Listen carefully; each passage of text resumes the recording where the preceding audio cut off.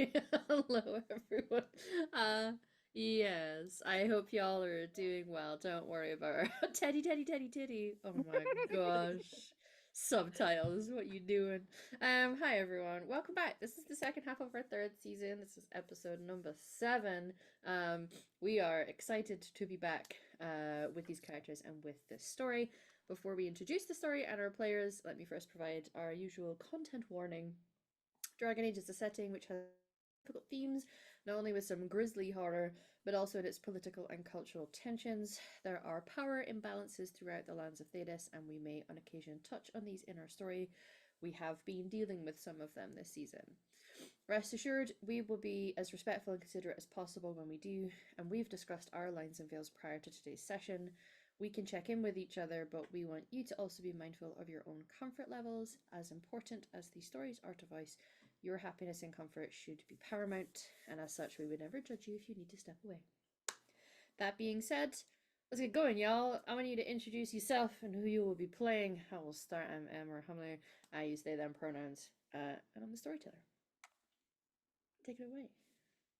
Hey, hi, howdy. I'm Emily. I use she, they pronouns, and I'm playing Kana, everyone's favorite dwarven blacksmith mom turned warrior. She uses she, her pronouns. Glad to be back. Hi everyone, my name is Satan, or less of Vamp Art on the internet, and today I will be playing Feylen, everyone's favorite baby girl, our Dalish mage elf. And while he's going, I was gonna say he's going through it, but when isn't he going through it? You know what I mean, right? Put that blonde man in a situation. Noted. I want to take a note on that. Hello, everyone. I'm Torn, or Torn Talks Creativity. I utilize she, they pronouns. I am playing Oriana, our pillbug human rogue, who uses she, her pronouns. And quite frankly, you know what? She's doing okay. It's great. So good. It's fine. Yeah. Yep, great. And I'm happy to be back. Hi everyone, I'm Bex. I use any pronouns. You can find me on Phoenix Force online. I am playing Cass today, our big, no thoughts, head empty, heart full warrior Canary, who's just doing her best to try and protect her new friends and sort of feeling bad that it's going bad, but it's okay. Yeah. Just gonna stick that smile on. Everything will be okay. Right. So, last session, our group were traveling along the road to Halam Sharal, and Oriana and Kana finally had a heart to heart after the difficulties that they've been facing. Whilst arriving in the city, the group decompress in a roadside staging post inn and discover the location of Sebastian, one of the contacts they had been recommended. Sebastian proved to be a socially awkward, studious type, but was happy to give the group the information that they needed, as well as letting some of them check out his book collection, which included some signed first editions of Brother Genitivi. Both Oriana and Torrin were losing their shit. As the group prepared to leave and head back to Halam Sharal, they are ambushed on the road by some Templars. It is a very difficult fight, with the party getting badly wounded, and instead of risking them not making it out alive, they choose to flee and escape to fight another day. The question is, with Feylen having had a ring on to shield him from Templar detection, how long have they been following the group? Will they continue their pursuit? We now join the group as they finally slow down from a rapid escape, wounded and exhausted, and in need of a plan for moving forward. So as we look in on the group right now, how do each of you look, first of all, before they start talking to one another? Before we start, I think you're muted on captions. Me? Yes. No. Oh, I will endeavor to fix that while y'all discuss. Me?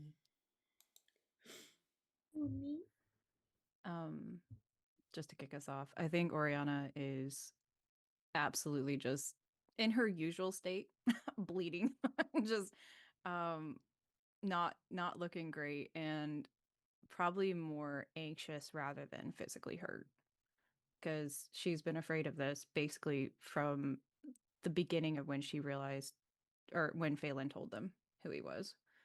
In the past, she's seen kids and, everybody be hauled off by the Templars and Ferelden and Denerim and Pinstow. So she has a good idea about how detrimental that is if they catch us again. And so I think she's doing her rogue thing of like eyes wide open, looking around the cart and scrambling, what do we do next? So I think she's very anxious. Okay. I think Kana looks like a fucking mess. I think she's got a big gash in her side that she's bleeding out of. She's covered in like sweat and dirt just from getting out of there. She has like a kind of frantic, eyes wide look on her face, like a horse that's just been startled, or like someone who's just had a six-tuple shot of espresso to get their day started. Is head on a swivel, will probably jump at a pin dropping, trying to make sure that we get out of here safe somehow, because that was too much.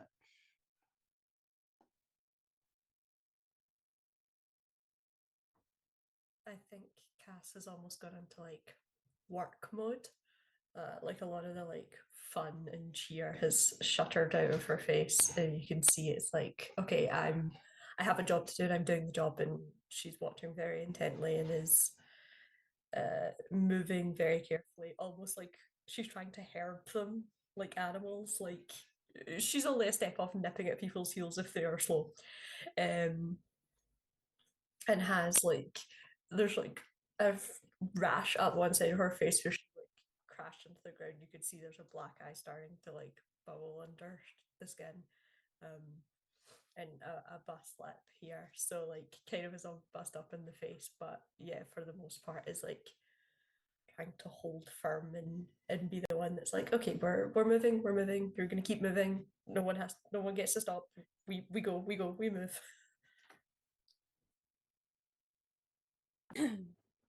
I think for Phelan, the entire time he's been. If you look at him right now, he's shaking, and I think it's that kind of disassociative, like where you're physically there, mentally you're not there. You're just spiraling, because he is been cut off from his magic. There's Templars after him. Last time he saw Templars like that wasn't great. And he usually his first response is to help his crew make sure that they're no longer hurting, but he is just sitting there just going over the empty feeling of being cut off from his magic, and just going over that, the whole like, I'm useless, I can't do anything right now. And he's just going through it as always. Sharp Pikachu face. Yeah, I think the two NPCs that are traveling with you are also quite startled and are quiet. Even Rainy, who's normally a bit of a chatterbox, is quiet. Not only from feeding off the energy of the people in the cart, but just what happened and how scary that was. So things are frantic and they're tense, and you've been moving quickly, and eventually is going to come a point where both the horses and yourselves are going to need to stop. If you work your horses into the ground, they're not going to be able to carry you any further. So probably Kana would be the first one to notice that and just need to ideally find some place to stop and rest them, and then address the wounds and everything else emotionally and physically going on with you guys. Oriana would definitely help Kana as much as she can, but would approach Cass and just, Cass, do you think the swallows can get our stuff I don't think we can go back there. I don't. Yeah, no, we can't go back. I'll send word when we reach somewhere that it'll be safe to. They'll have there will be people around. We can. Yes, we can send people. Yeah. I don't know when it'll get back to us or when we'll get back to it, but they can hold it for us at least. I mean, all those provisions we have there, most of that stuff's there. So, I, yeah, I don't know. I don't think being in a populated place is going to help us. No. So, as soon as we can get somewhere where I can send word, I'll do what I can. okay. And I think Oriana's kind of just like trying to like quickly pat everything, just anything we do have, make sure it's secure, and did we lose anything? Like she's essentially trying to deal with her anxiousness by action, which she normally does. And I think just addressing everybody like, look, I know we're hurt. Is anyone need anything right now? Or any ideas? I mean, definitely we don't go back. We don't go back into Halam-Sharal. I don't know. I mean, we're used to the woods. We also have the one person we're supposed to go visit. She doesn't live in Halam-Sharal. She lives on the edges. But I mean, we just need to get out of here as quickly as possible, I think. And by the, not main roads. Yeah. I mean, first things first, we need to find somewhere to crash for the night. We can't keep. We're about ready to collapse. Yeah. We're not gonna run or hide long anywhere if we don't do it. Mom. Yeah, You're okay, right? I'm good. I'm fine. Okay. Let's do that. We can find a place off road and do that. Yeah. And I think she's just like just kind of starts hobbling off, and with her mom tries to find a place where we can, be Yeah. hidden. I think her first instinct as she starts to move off with you is just having a little look around, and she goes over and you see her like scrambling down in the, some of the brush in the bush. And you're not sure what she's doing because you're just meant to be looking for a place, but she'll pull out as big a sturdy stick as she can find and passes it over to you so that you can use it for There's just a walking little tears of with. She's just gonna very gently take your chin and be like, just hold it in until we find a place, okay? Yeah, can do. Okay. Thank you. But yes. and she doesn't do her usual physical comforting or a kiss on the top of the forehead because she's pretty sure that would make you cry. So she's like, we're just going into the deluge starts, the levees break. Yeah, it would be bad. She's like, we don't need that right now. Not yet. The two of you can certainly go and look. Do you want to do a searching roll? Or Yeah, because I totally have that. Potentially, but I actually do have searching. I forgot. I will use that. Hey, let's please go. don't be bad. We 14's not terrible. That's 14's pretty good. And 3's done. Yeah, you are able to find somewhere that you're confident the cart and the horses will be able to get to fairly simply. It is off-road enough to create a little bit of shelter, mostly from the winds and but also to a certain extent some visuals. No, it's not perfect, but there isn't many places here that provide that level of shelter. So you would be able to go back and just help guide the horses just for that last little stretch to get in, and then you can unattach them from the cart. Yeah, Oriana will spend her time doing that and just making sure like Rainy is comfortable and like out of sight.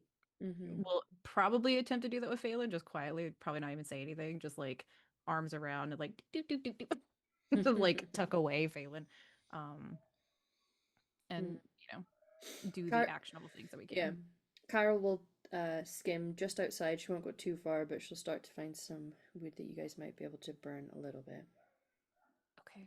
If it's needed, because it will be cold. And Mom, I know you know, but not a big one, okay? Of course. Yeah. Yeah. Well, Kana's gonna start doing the practicalities of setting up camp physically, both in just like that we'll have somewhere to put ourselves and for the fire to be, but also trying to use things to camouflage themselves, keep things around the light so that it's not shining out too far. Just doing whatever is possible to do to make this place look somewhat defensible. Yeah, because you guys don't have a lot here. You can do a roll if you like for something. What kind of skill do you think you're using here? Could I justify an engineering check? Like assembling everything. What is it? What are It's you a big assembling? puzzle piece. Camp.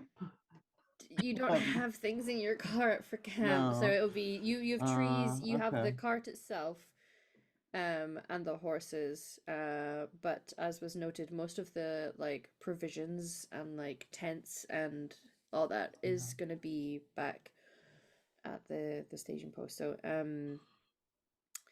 you can Yeah, I guess there's not really much to set up, huh?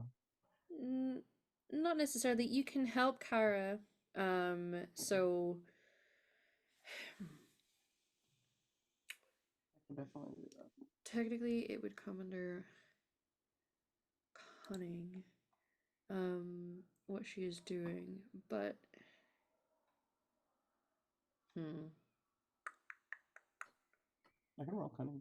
yeah, what she's trying to do, and you can use your strength actually if you like, because I'm thinking what she's doing is digging out as best she can so that where you set the fire is recessed a little, so that the main bulk of the glowing is actually happening down into the pit, so it's still generating warmth for you, but the part that's glowing is just depressed a little into the ground.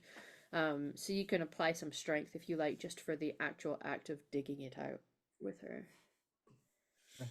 Sounds good. Yeah.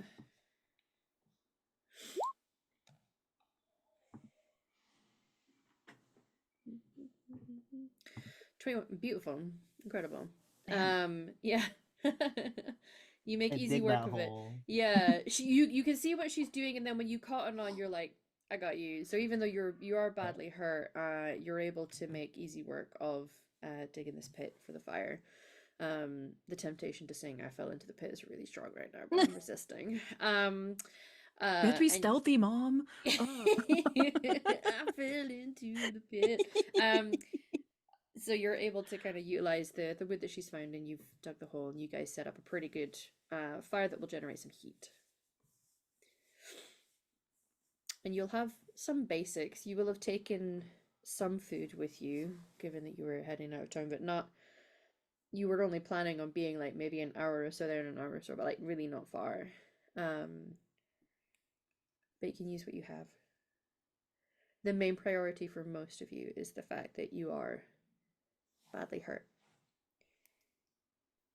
Yeah, I think Oriana will just, after all of that is done, as much as she can, literally, I think just sprawls like on her back and just breathes for a minute, just and just tries to fight down the immediate anxiety and just, waterworks. So. As soon as we set up into the camp, Phelan just goes over, and whatever's in his stomach is no longer in his stomach. Your magic will have returned to you. It was a Yeah. nullifying effect by the tempos, but you guys are now away from them, so you can feel it back. But yeah, no, absolutely. Yeah. Tactical chunder. Yeah, yeah. He is. He's trying to hold on because that's very important for mages. They need to hold on no matter how thin the rope is getting. They do. Yeah. It is important. Emotions are Yeah. tough. What would That's you a say good is your question. dominant emotion right now? Anxiety and fear. Oh no. But so Storyteller, quick question. Would any of Uh-huh. us be aware of that? Yeah. What do we notice? Because unfortunately, I don't feel like Oriana would. You know what I mean? Just the workings of Yeah, mages. I don't know that many of you are going to know that actually. You haven't lived a life where you're quite aware. You know that mages are dangerous, that mages can become possessed, that they can become abominations. You know that there's this fear around them, but a lot of it is hearsay. And so getting to know a mage quite closely now with Phelan, you can see that a lot of the tales about just how dangerous and scary they are isn't always necessarily true. I think the one who likely has more of an awareness would be Cass, only because there are mages within the Swallows, and this sort of practicalities.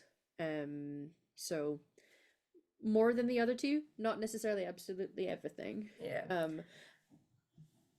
I think and Kath has like essentially found what she thinks to be the most defensible spot of the camp, and it's just like pops a squat and has the accent just low, and it's just like half watching for anyone coming towards them, but also is like glancing at Phelan like Oh no. I don't know enough to say anything about this, but I No.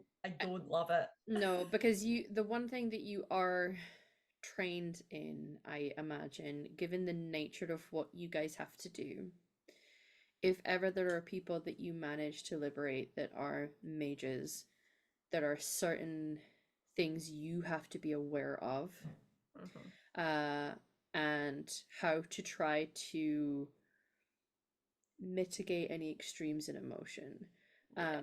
And it's helped by the fact that your leader is a mage, right? So she knows how to help those around her in how to control themselves. And you know that when you do come across mages, the last thing she wants is for them to end up in a circle. So she actually will take them to the main holding that there is in Ferelden, and she ensures that they are trained there.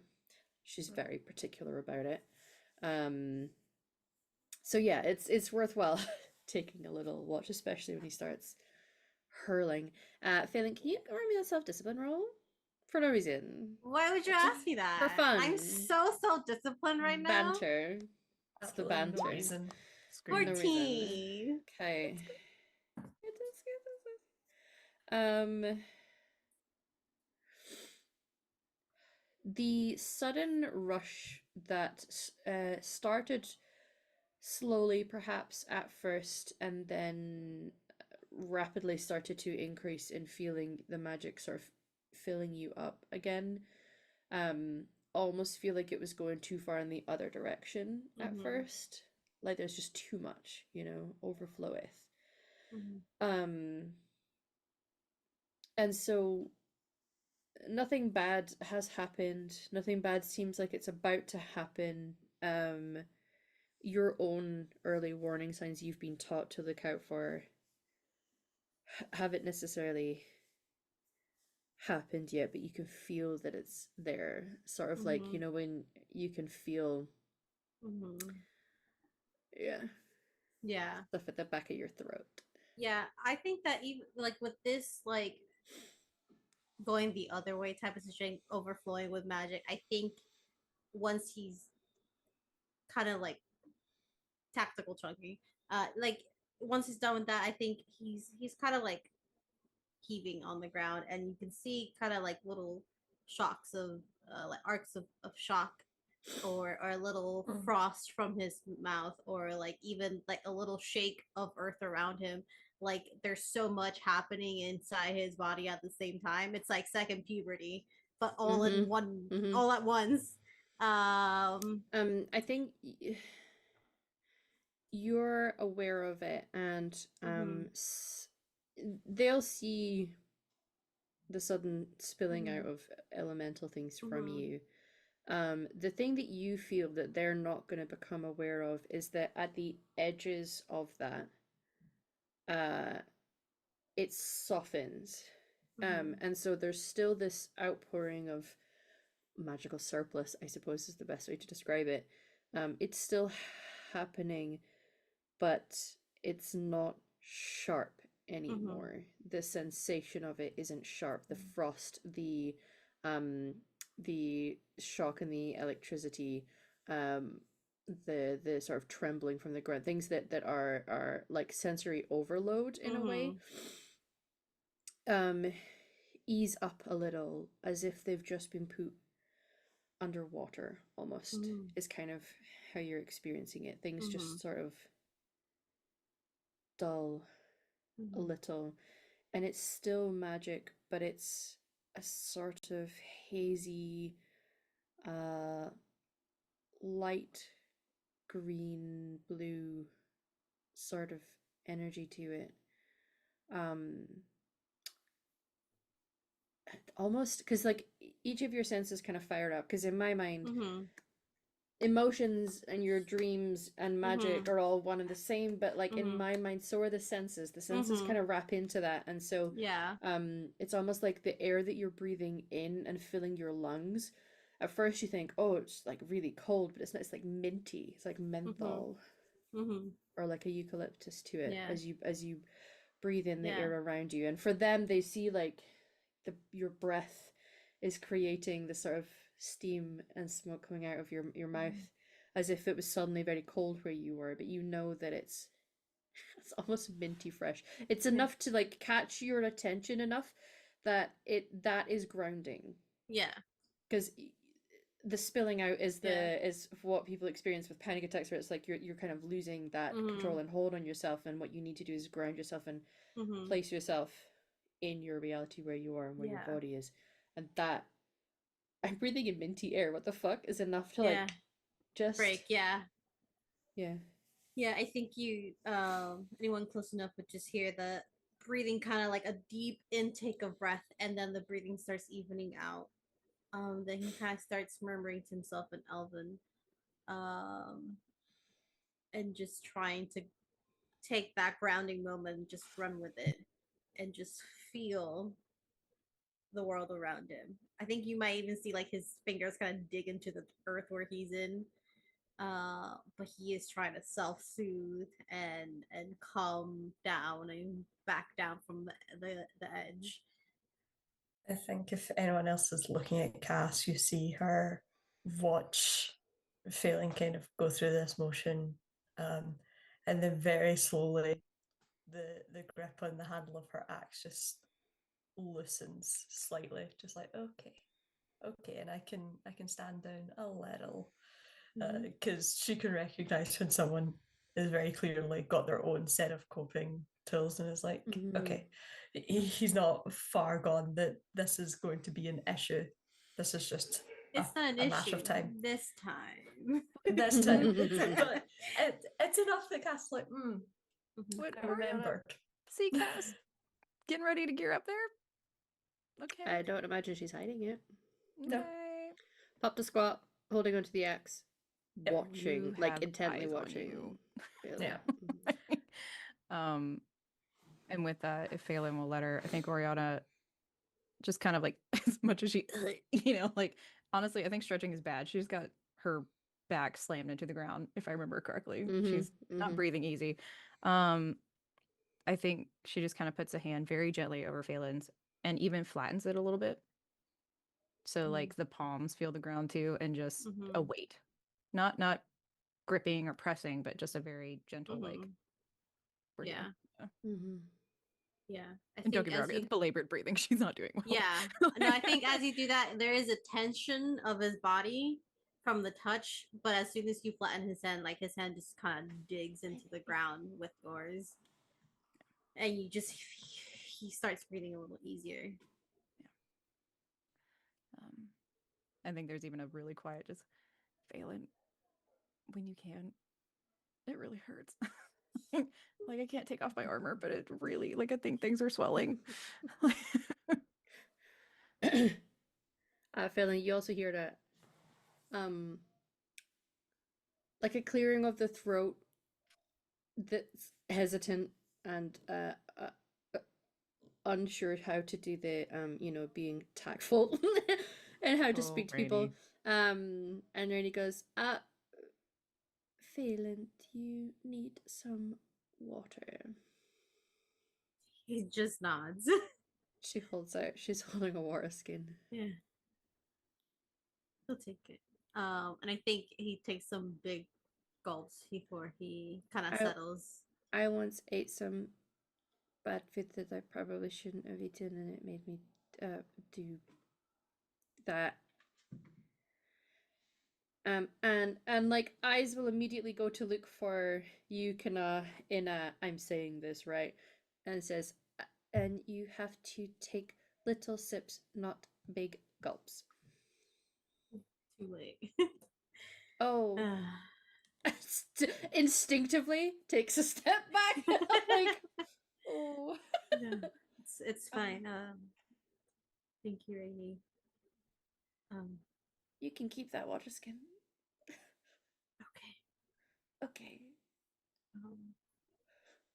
I think his next reaction is to. I think he's still holding on to Oriana's hand.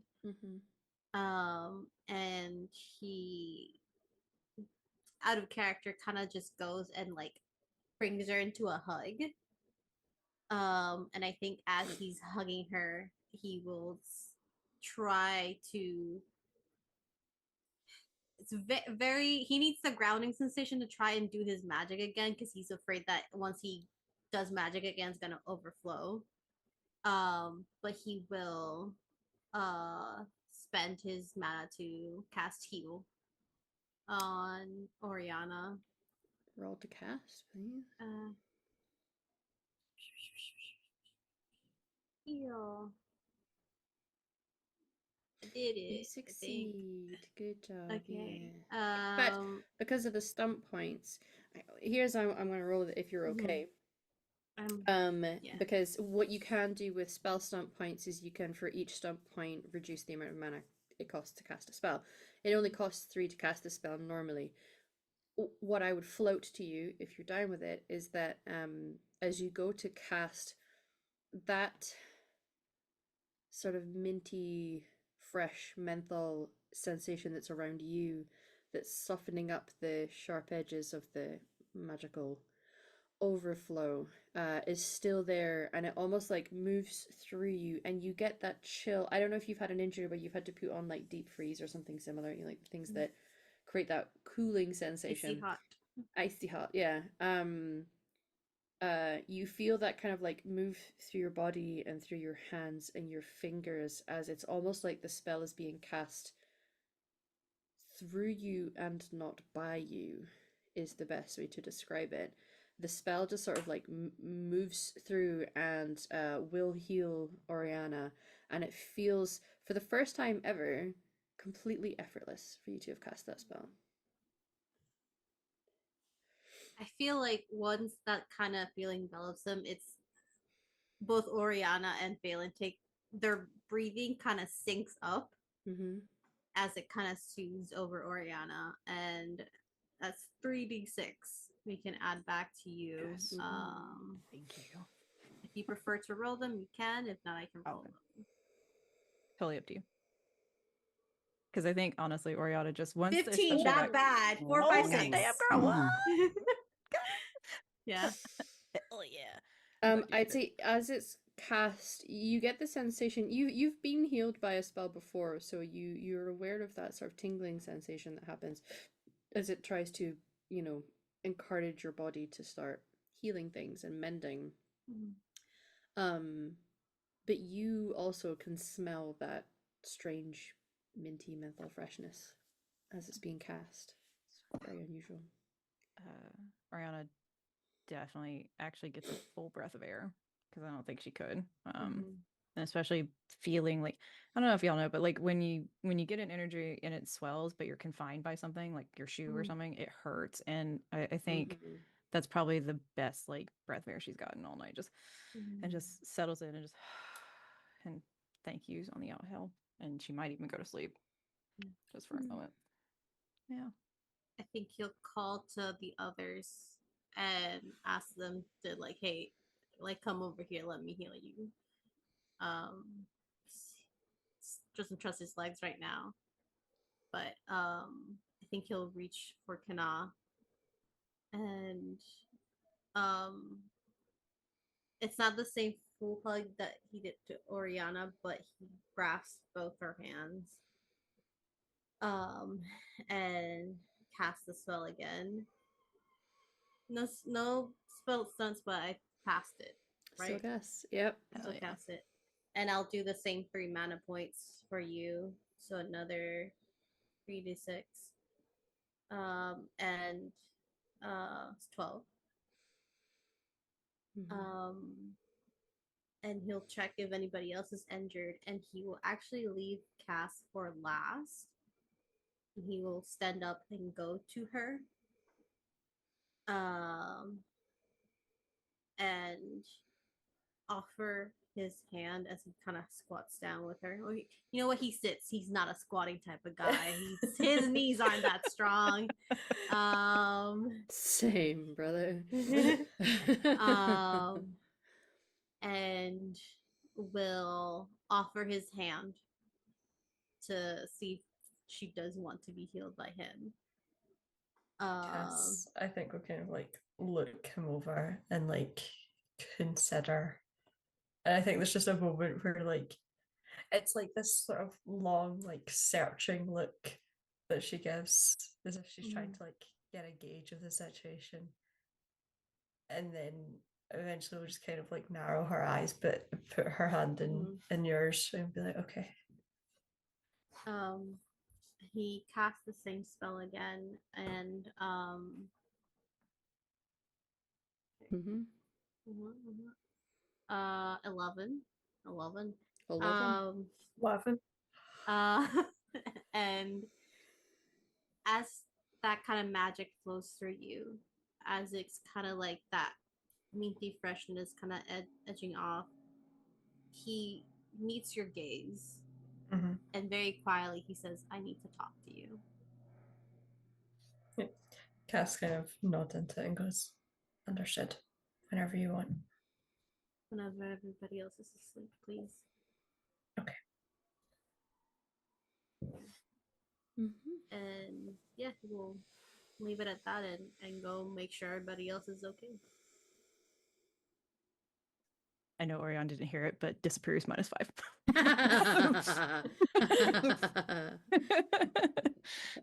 You just do the Cassandra disgusted noise. Yep. In her sleep. Yeah. Very good. Kara is doing okay. Mostly she stayed back to make sure Rainey wasn't hurt so that Kana didn't have to feel like she had to split herself in two with that. And Rainey is obviously doing okay physically.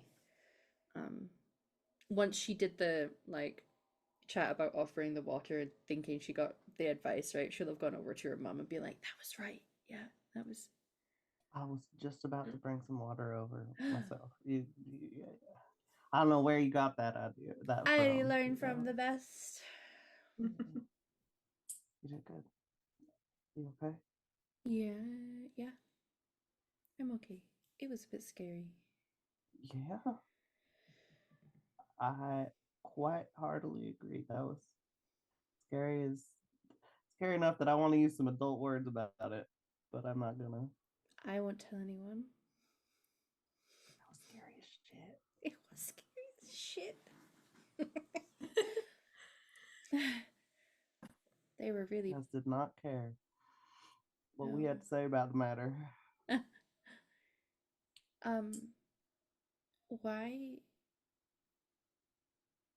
Why did they attack us? What? Damn, time to have a conversation about police brutality. You noticed that our buddy Phelan has some special talents, right? I mean, you've seen he shot lightning out of his hands and just cured a gash in my side. I figured we hadn't explicitly talked about it, but I figured you I have noticed. You're a smart kid.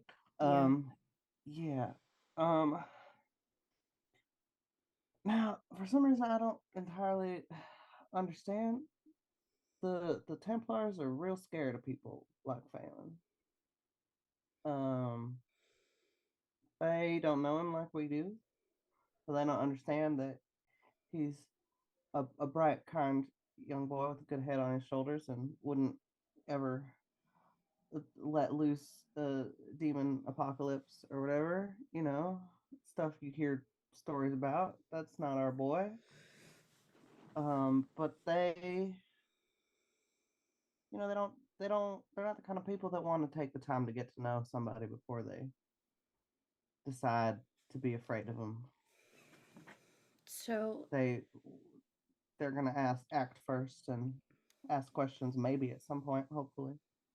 because I've seen them before in Kirkwall, and they have the Yeah. big metal armor and this silly looks like they're wearing buckets on their heads.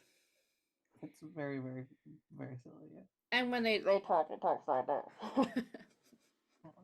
And their shoulder pads, they got to be making up for something, right? Like, I don't understand. It's like, yeah, but they take people like Phelan to put them in the circle. yeah, It's a circle, right? It's a circle. I believe so. But Yeah. they wanted to take him somewhere like that. Because it didn't look like they wanted to take him anywhere. It just looked like they were trying to kill everyone. Well, yeah, there is that. Imagine the fact that we were in the way of what they wanted didn't help. That's like, I'm going to go into the kitchen and I would quite like to have a meal, so I'm going to set fire to my kitchen. And it will cook the food. Right. Well, that's, I feel the same way about it, baby girl. Okay. There's just, I was trying to explain this the other day, talking about why we got kidnapped. There's some folks out there, baby, that don't, for whatever reason, they don't have, how when somebody else gets hurt or sad, it hurts, even though it's not happening to us. Mm-hmm. It's hard to see. There's some people who don't experience that the same way that we do, where that they don't necessarily care if they're hurting other people, or they're willing to do it anyway. Yeah, because they think they're justified. Like, the bad people who stole us were doing crime, and if guards found them doing that, they would be in jail or right. But then the big super magic police don't use their powers to help us with stuff like that. No, they're attached to the humans' churchy place, the chantry. Yeah. So, like, are they just allowed to go about killing people? Kinda. Yeah. I know it sounds pretty terrible, but that's they've got. Humans are weird. Humans are weird. They get weird with when they have power. They like to think they can do whatever they want with it. And you know what? That's not just humans. No. Okay. Yeah. Well, I figured it was okay to ask you. I didn't want to ask everybody because I don't want to make Phelan upset. Well, Phelan's, I don't think that anything you could do today is gonna make or break how upset Phelan is. Maybe he'd find the story about setting fire to the kitchen funny. Maybe cheer him up. I would maybe that would not be my first choice. Or shall I do the impression of the man wearing the metal helmet? That one is okay. Maybe potentially. Although I think it might be good to try to let Phelan go the rest of the night pretending Templars don't exist. Okay. I'll maybe. wait. I don't know. I don't know his trauma dealing process. Okay. Well, maybe if he looks sad again, I can say, I have a funny joke to tell you it's connected to the people that made you upset. Would this make you laugh or would it make you cry? Because if it would make you cry, I don't have to do it. Right. That's good. That's I good. should think of other jokes I can tell him. Yeah. And if he does like it though, that I mean, just that for you. I mean, there's I so could much you try. can do with that kind of joke, you know. It's just, Yeah. Okay. I love you, kid. I'm glad to see you joking through all this. I'm glad you're doing sort of okay. Are you doing that thing though? I gotta check. Are you doing that thing where you're joking because actually it's like easier than actually thinking about it? Because I get that if that's what's going on. I don't know. That's you know what you are 10. Maybe. Yeah. I shouldn't maybe I expect you to know all the answers. when I got off the cart, my legs were a bit wobbly, but I'm okay. Not be. It's been a hard week. You've had a week that most people should never have to go through. So it's okay to give yourself some credit for getting through it. Yeah, I'm gonna go to my bag and I'm going to try to write down some of the jokes that I know and maybe draw some pictures for people. That sounds like a great idea. If you need anything, let me know. I'm gonna get some water boiled so we can have some clean water. Do you have any requests for your drawing? Yeah. No. No. You know, that's a little sad. Why don't you just draw whatever you think? You think I might like, sweetie. Okay. I will do that. And she toddles off. Ah! Okay. So, an uneasy night will come. You can share out what bits and pieces you have that people could eat if need be. At least the worst of your injuries have been dealt with by the healing that has been administered. I am assuming people are going to be wanting to take watches, given everything. Nothing is necessarily going to be coming out of the woodworks through the night, so we don't have to sit and do rolls for everybody, but there is a conversation waiting to happen once people are asleep. How do the two of you think that might come about? And at what point in the evening do you think it might happen?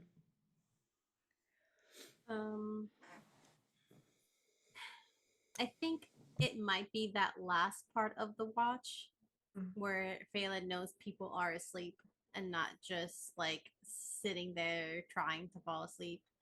And he would have like said, "Oh, I'll take a watch with Cass, the last watch." And I think as the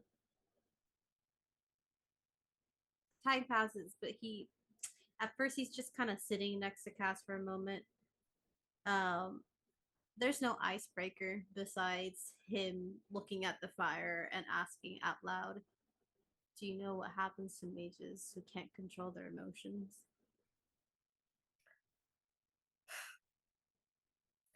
Not in the depth that I imagine you do, but I know enough, and I've seen enough and heard enough. Understand the danger here.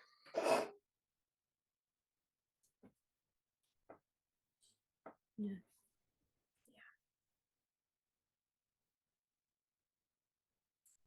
It's not great.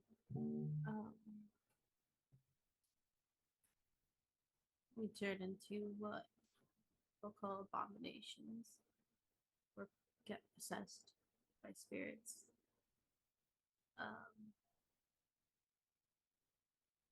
I've heard of abominations taking out entire villages, clans. There's chaos and raw magic and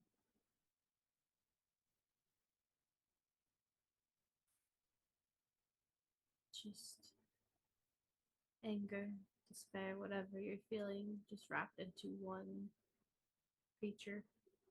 Yeah. Can't just We do are it. we're told the people we rescue have so often gone through so much, and those emotions are big and hard and not easy to control always. So we get told, but we do what we can. Adina makes it a priority for us to do what we can for everyone, but especially for mages. She has a vested interest. You remember, she doesn't want to see other people go through the things that mages are put through. So we're taught to do what we can to stop that happening at any cost, really. Good. There's no coming back from that. There's no person there anymore, I don't think. Yeah. That's why I need you to do what you need to do if that ever happens to me. I know. Before it's too late. And I know it's not right of me to ask you to do that, but I know you're the only one that would. I'll do it. If it comes to it, I'll keep them safe. I'll do what I have to do. Thank you. It'll be a last resort, and I will not do it lightly. But for the sake of them, for the sake of everyone else, and for the sake of you, I won't let it happen to you.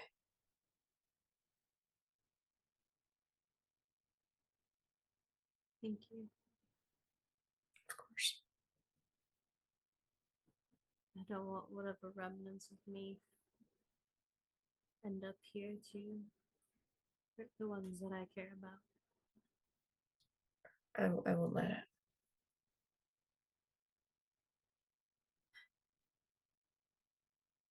I think he just nods and pours some tea that was brewing and hands her a cup and just sits in silence with her. Yeah. She'll take it and just make the point to sort of put a hand over his and just squeeze once. Just that little, I'm not afraid of you. I was watching you, but I'm not afraid. I think you see him kind of relax a little bit more, and this entire time he's kind of been staring at the fire while talking, but he gives you a look and just gives you a soft smile despite the topic at hand. Yeah. She'll meet his gaze and kind of nod back. That sort of quiet understanding of it's not pleasant, but it's the right thing, necessary. And she'll do it. Yeah. And once it's ready to wake up, I'll wake people up. Okay. So you will wake. It was not comfortable sleeping out here. The temperature did get really quite cold. You know that you're likely going to have to make a decision. I'm probably going to have a very grown-up discussion about what you're doing. Before you get the opportunity to have your grown-up discussion, you guys are all handed out a piece of paper with drawings on them. She'll start with her mum because she's using you as the tester to see if does this break tension? Is this gonna make my mum happy? Is this gonna work for everybody else? So she has drawn you you've got two pictures. You've got one where she has drawn a fairly good likeness of Jessica, eating a carrot, and then she drew, to the best of her ability, a Templar, and it has like the little asterisks of muffled voice, and it says, "I'm a poo-poo head," inside the helmet. Oh, And she says, oh my "Ma'am, God. okay, ma'am, how do you make gold soup?" How do you make gold soup? You put in 14 carrots. You are a perfect little baby angel. I Do love you- that she's a dwarf and they. Yeah. Do you think this is going to cheer everyone else up if I do this? Oh my God. Yes. Okay. In that exact order. That's, yep. mhm. That. Okay. And then she goes over to you, Oriana, and has you a piece of paper. And it's got a picture of, it seems like you and her hiding in bushes. And there is also a Templar who is also saying, "I'm a poo-poo head," but the two of you are sneaking around and stealthing, and you're stealing things from him.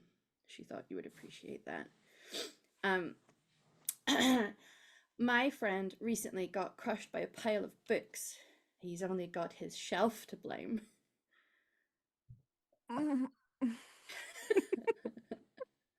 You like books, right? It was you, do. isn't it? Okay. Yes, thank you, Rady. This is very well done. Thank you. I hope. Can I Good have morning. a hug? Yes. Okay. Okay. We'll get as small as she, like as short as she can, and just Uh-huh. follow her up a little bit. I Thank have a second joke for you though. Oh, okay. Because do you like the sky and stuff? Yeah. Mhm. Okay. This one is about something in the sky. Okay. How does the moon cut his hair? I don't know, how does he cut his hair? Eclipse it. Oh, okay. That's very good. That's very Okay. funny. Yeah, I Good thought books, job. the sky, you like the. Nailed it. You absolutely Okay. nailed it. Okay. Okay. Okay. I'll have to think of one for you. Okay. I don't really know enough about Cass to really know a joke that's like just for her, but Oh, I have seen her find joy in hitting things. okay. So I don't have I a don't know, joke about maybe like hitting a things, but drummer I did. joke or something. The picture's very good at that though. Yeah. Oh, Okay. absolutely. And now, So, now okay. drummers hit things. So if you come up with a drumming joke, I don't know, she might like it. I'll have to work on that. Yeah. And Okay. she, I okay, have to work on my material. you got this. Well, I figured she was tall, so it's fine. You know, perfect. She is the tallest of all of us. Yeah. Okay. And she goes toddling off. I love this kid. Cassandra. Castle turn and like take a knee. Hello. Hi. I have a picture for you. And it's a picture of you, and it like it perfectly encapsulates a mood because she in like 10-year-old artistic ability, and she's actually quite a good drawer. She draws and paints quite a lot. Very creative. She has a picture of you doing like the face after having picked up one of the Templars, and it says, "I'm a poo-poo head," and you're basically like suplexing on your knee, and like you can see the metal has like crunched in half where you Upsetting you like that she remembers what that looks like, but it's fine. yeah.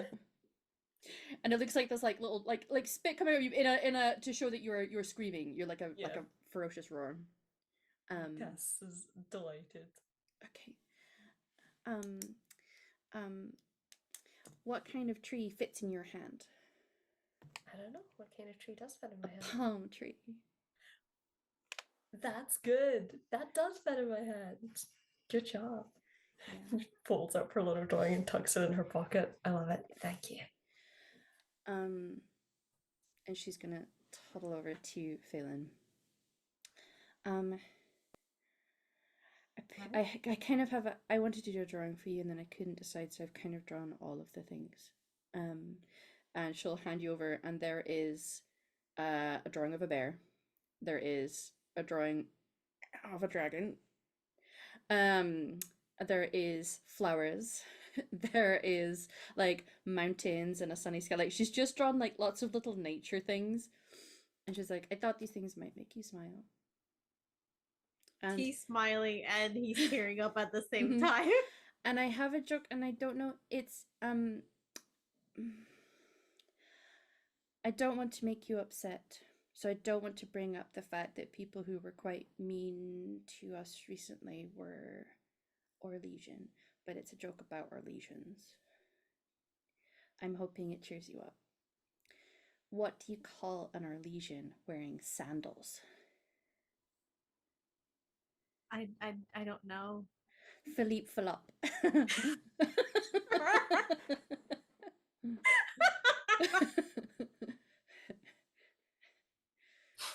Yeah, that my reaction's his reaction.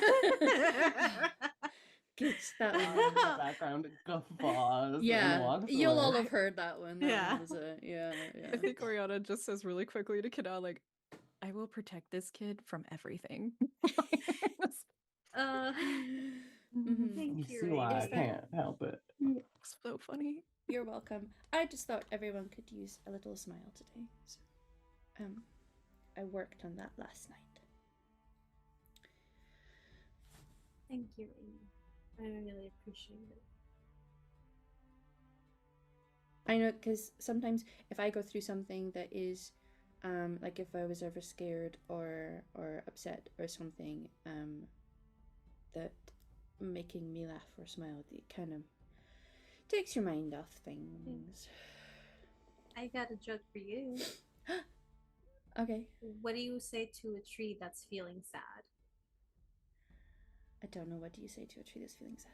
You have to believe in yourself. Belief in yourself. That's good. That was one of my favorite jokes as a kid. It's a good one. Thank you. Hmm? Are you okay, Rainy? Yeah. I'm Okay. doing okay. It was a bit scary. And I'm sorry about that. yeah. But it's okay, because they're just mean people and we're good people, so that's what counts. You're right.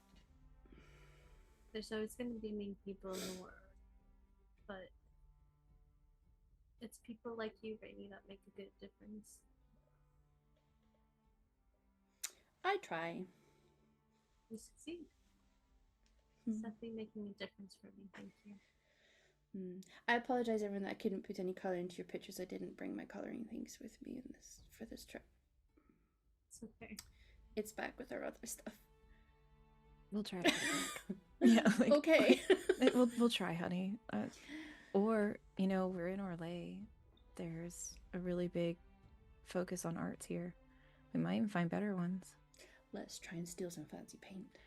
I was going to say bye. We have. Mhm. Oh, we have any money still? Okay. Yeah, we can legally obtain very nice art supplies Yeah. later. And I think even like just a little part of Oriana like looks at Rainy and just like winks a little bit.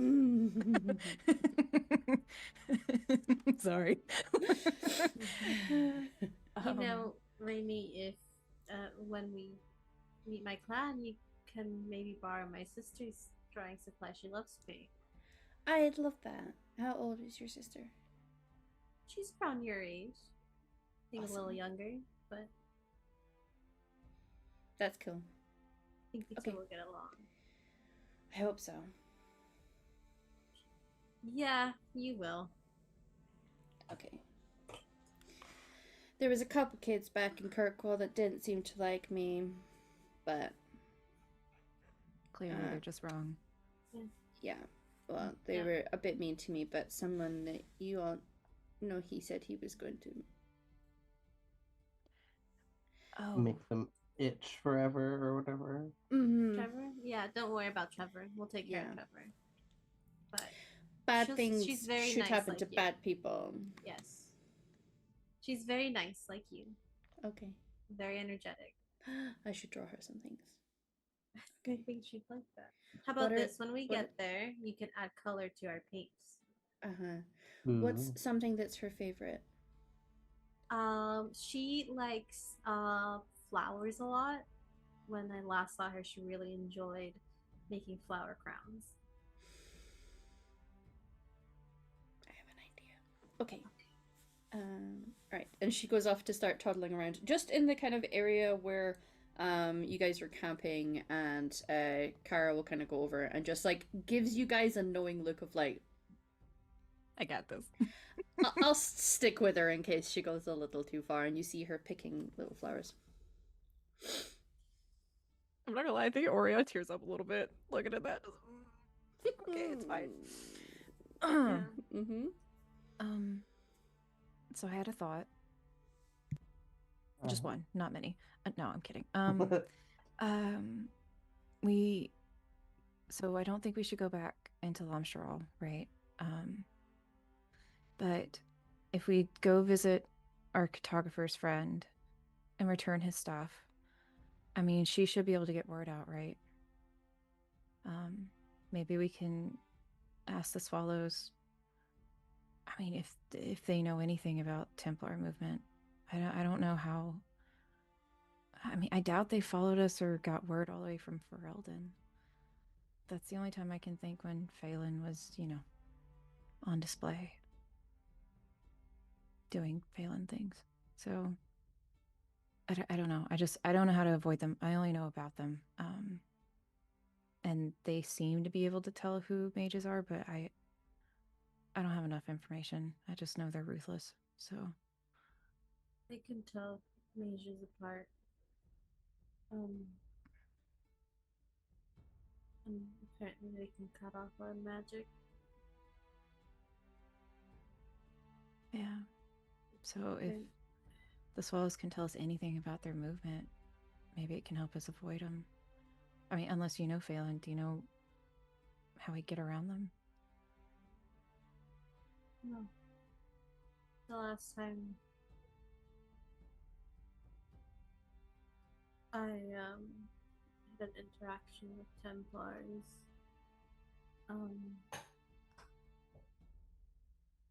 was when some of them were attacking my clan Yeah. when I was young. The only time I've seen them is, wealthy families try to hide their kids when they can do magic. Templars don't care. No. And quite frankly, even when they actually take kids for being a Templar, it really is not much different in a lot of ways. No one looks happy. But anyway, I don't know. I mean, we could just try to leave, but I just don't know, like, go to your clan. I mean, it's kind of in an opposite direction to go see her, but I just don't know how we get word out otherwise. Unless we try to go to another town. I'm just afraid that I don't know what the Templar network looks like. Think there's any sense in maybe a couple of us go and send word out through this botanist lady, but we keep failing like deep buried in the woods somewhere during the meantime?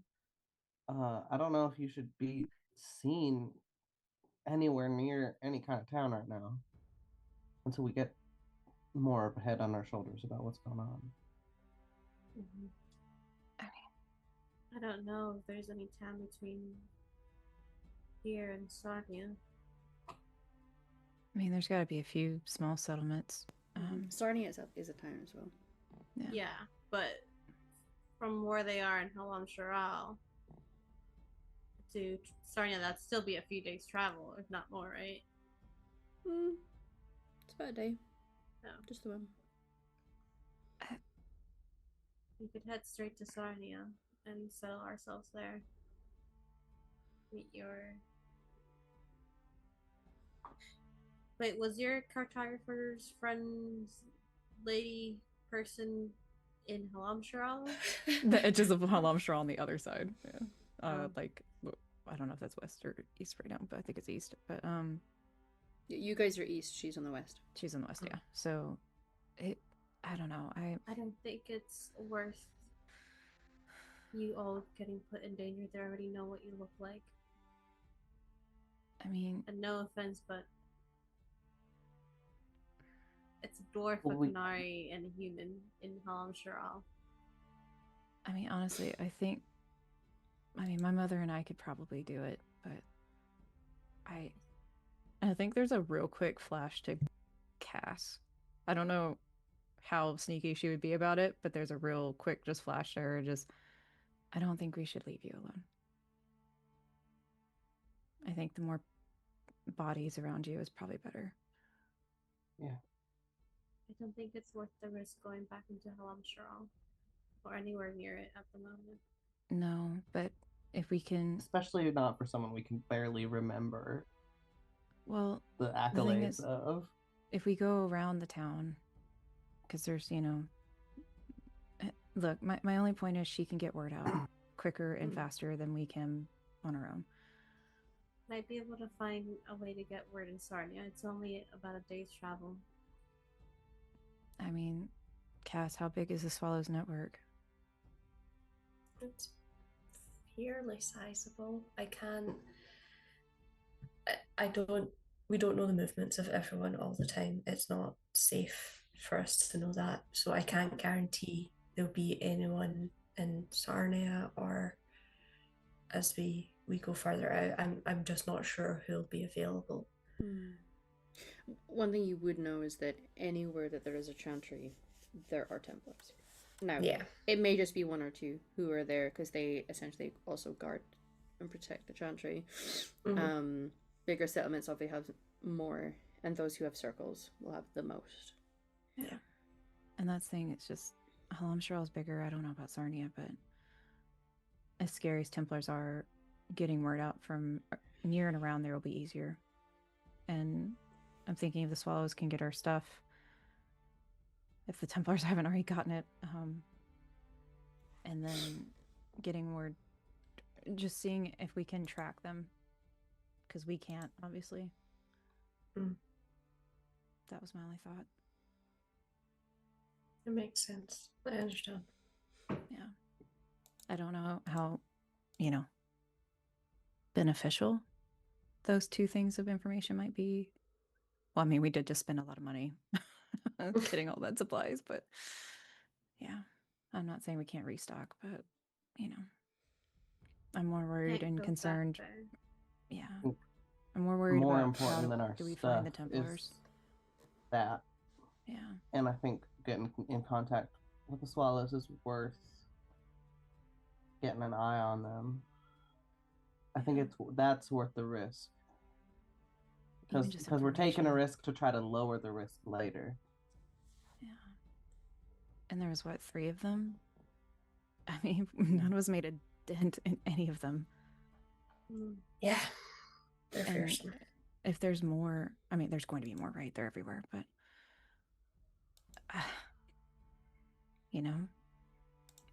I don't know how persistent they are. Clearly very. Yeah. They've been following me for so long. I mean, I don't know. It could be when we, I don't know, Cass. Do you know anything about the people that took us? Would they have mentioned that there was a mage? Did they even know? That's what I was wondering. We did make quite a spectacle as we were getting off that ship. I don't know if we didn't. Did anyone survive? Did we check that everyone was gone? Yeah, that's what I'm. There were survivors. I mean, I don't. Above table, I don't think we left any survivors from that, but there was certainly a wreckage behind. It wasn't the most subtle exit plan we've ever had. Yeah.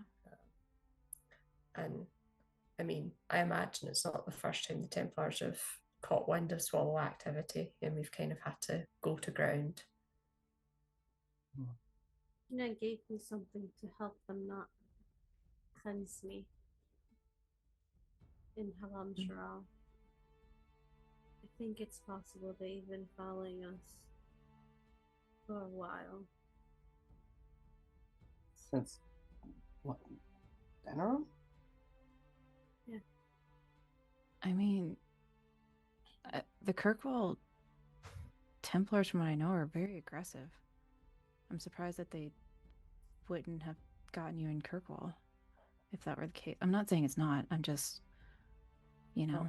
Kirkwall's overloaded. They might just not have had the resources to spend time on one mage when four could be Maybe. coming through the door at any given moment. Maybe. And I've never seen Kirkwall that overloaded. Yeah. I'm just surprised that.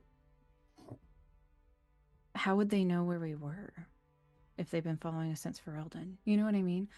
Because it's Maybe not like they we saw us get kidnapped and didn't intervene. How would they know They were that watching the docks we... for us.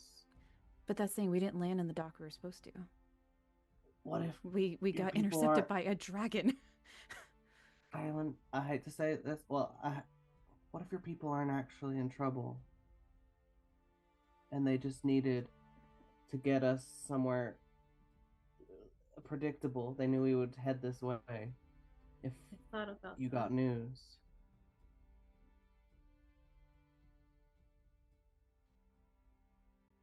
I thought about it, but We have to know. I'm still I mean, going. I don't think we can take the risk that it's true. Whatever. If it's a trap, it's a trap, and we can be aware of that walking in. But However they did it, however long they've been doing it, they did it. And I need you all to understand the danger that comes with Templars and the danger that comes with traveling with me. Not just because of Templars.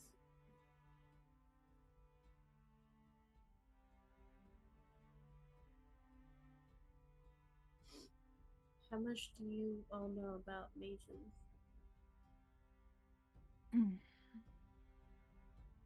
I'll put it this way. I'm not really a believer in the Maker, but I have memorized the Canticle of Light and the chant and everything. Let me just put it this way. I'm skeptical. I don't know how much you know about it, but they have some interesting ideas that are carried out in a strong, I think, too aggressive way.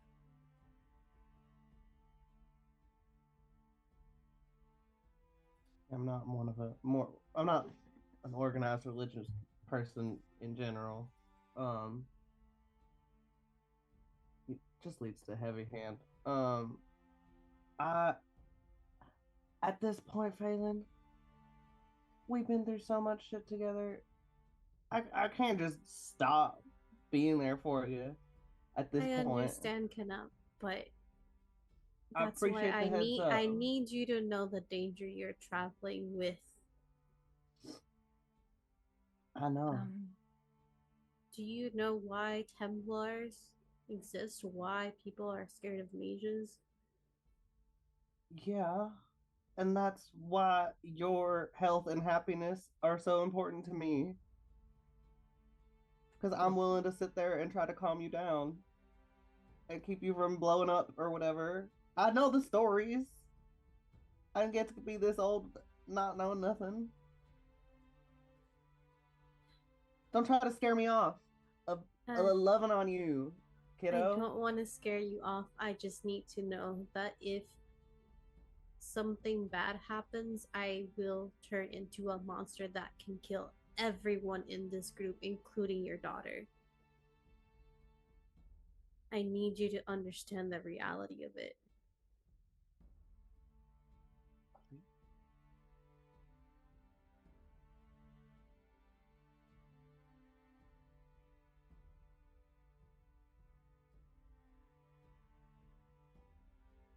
I think just very quietly from like the little back of the group, Cash just goes, "You won't turn into a monster."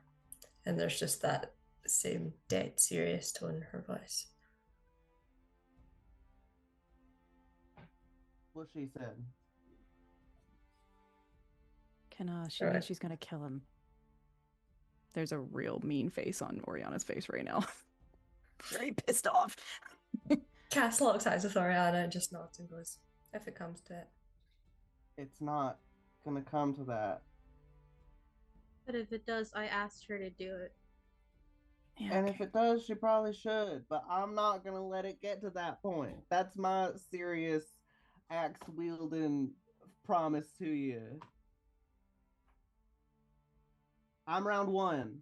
She can be round 2 if it needs to be there, but I'm too good to let it happen.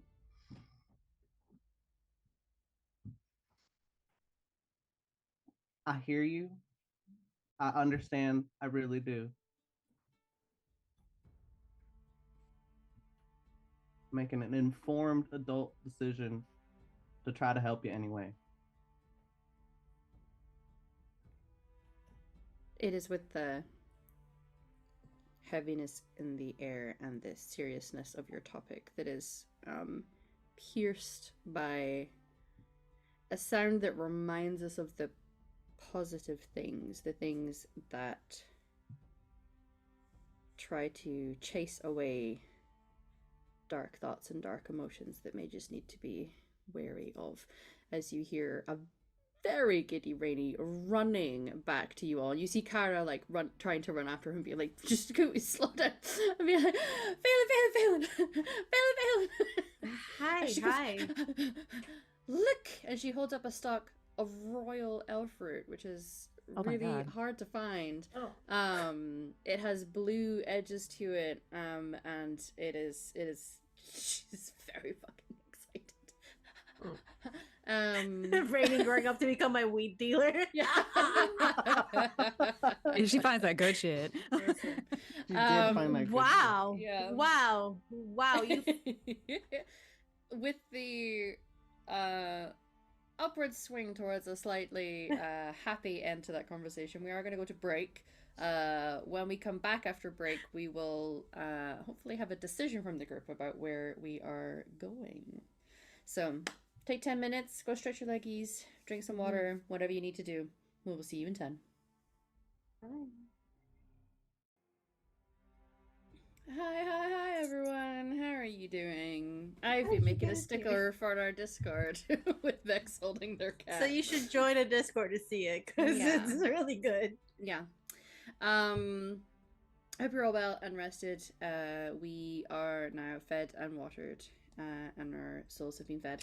The group have recovered their wounds. They have decompressed a little. There was a tense conversation. There was some delightful drawings and jokes handed out to lighten the mood a little, and Rainy found some very hard to find, very rare royal elf fruit.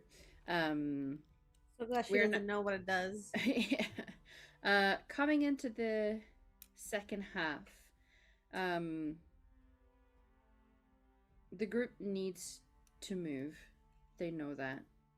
It is a matter of where and how that they need to piece together now. So I put to you all, as we start to pack up what little bits we were able to put out and kick some dirt over the embers of the fire that had been going. Where are we going?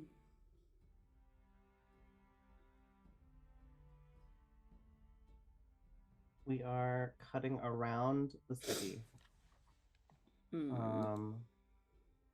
We will be stopping in with our botanist, but we're going to be taking a wide route, avoiding civilization, avoiding people, just trying not to be seen.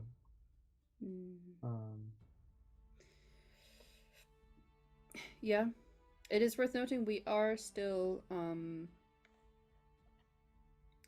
very much look like yourselves.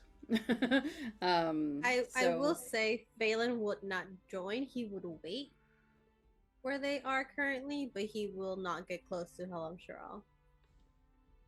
Well, that's what we're taking. That's why we're taking such a wide we're giving Mhm. the city itself a wide berth. We just have to get to the other side of it. Are you traveling with them as they curve around the city? Phelan, staying in one spot I don't think is a good idea. I don't think it's a good idea to go back. How am I gonna disguise myself? None of us can. All of us very much look like ourselves. They know what we look like. Yeah, but I mean, the only thing I can think to do would be to, I mean, I can't paint myself to look any differently, is to get other clothes or something. And the closest place to do that right now is Halam Sharal. I mean, I agree. We can absolutely just leave. I just think it's worth it to try to get someone to look out for us. Yeah, I don't want to go to the city itself. I think any chance of resupply and or getting disguises, unless this lady has clothes she's willing to spare. I just want to check with this one person who is on the outskirts. I don't want to get any closer than that. We can get her to reach out to the Swallows. They might be able to send our things to Sarnia. Fine. I just think getting some eyes on the Templar that aren't ours is worth it. But Okay. like I said, I don't mind us leaving if you really don't want to go. No, it's fine. I will keep as hidden as possible.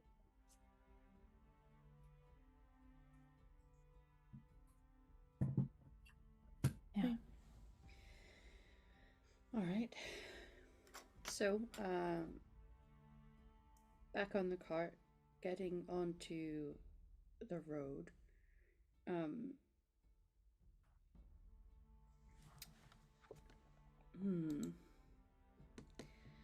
Can I get a collective stealth roll if we, as people are passing by your cart, if you are trying not to be seen, how you are going about it, and perhaps rolling a stealth roll if you really are trying to go as under the radar as possible. For Phelan, he is hood up. His staff is just wrapped in the cart. And he is standing. He's with Cass, but basically on the side where she casts shadow. And just trying to hide basically behind Cass. Like if we're walking on a walkway and to the left of her is the woods and to the right is more people, then Phelan's at the left type of situation. Okay. I don't have healing, but you never know. Would that be in cunning? No, stealth rolls Stealth we're doing roll. if we're It's trying to be dex. unseen. Dex. In dex, yeah. Okay. Yeah. Does grenades? We're all gonna have to roll if we're Distraction. trying to go unseen. Yeah, it's Yeah. just if we Yeah. are swinging wide and trying to be as subtle and non-obvious as possible, are we completely covering ourselves? Phelan he's covering himself in his cloak, having it closed completely and pulling the hood down as much as possible. 13?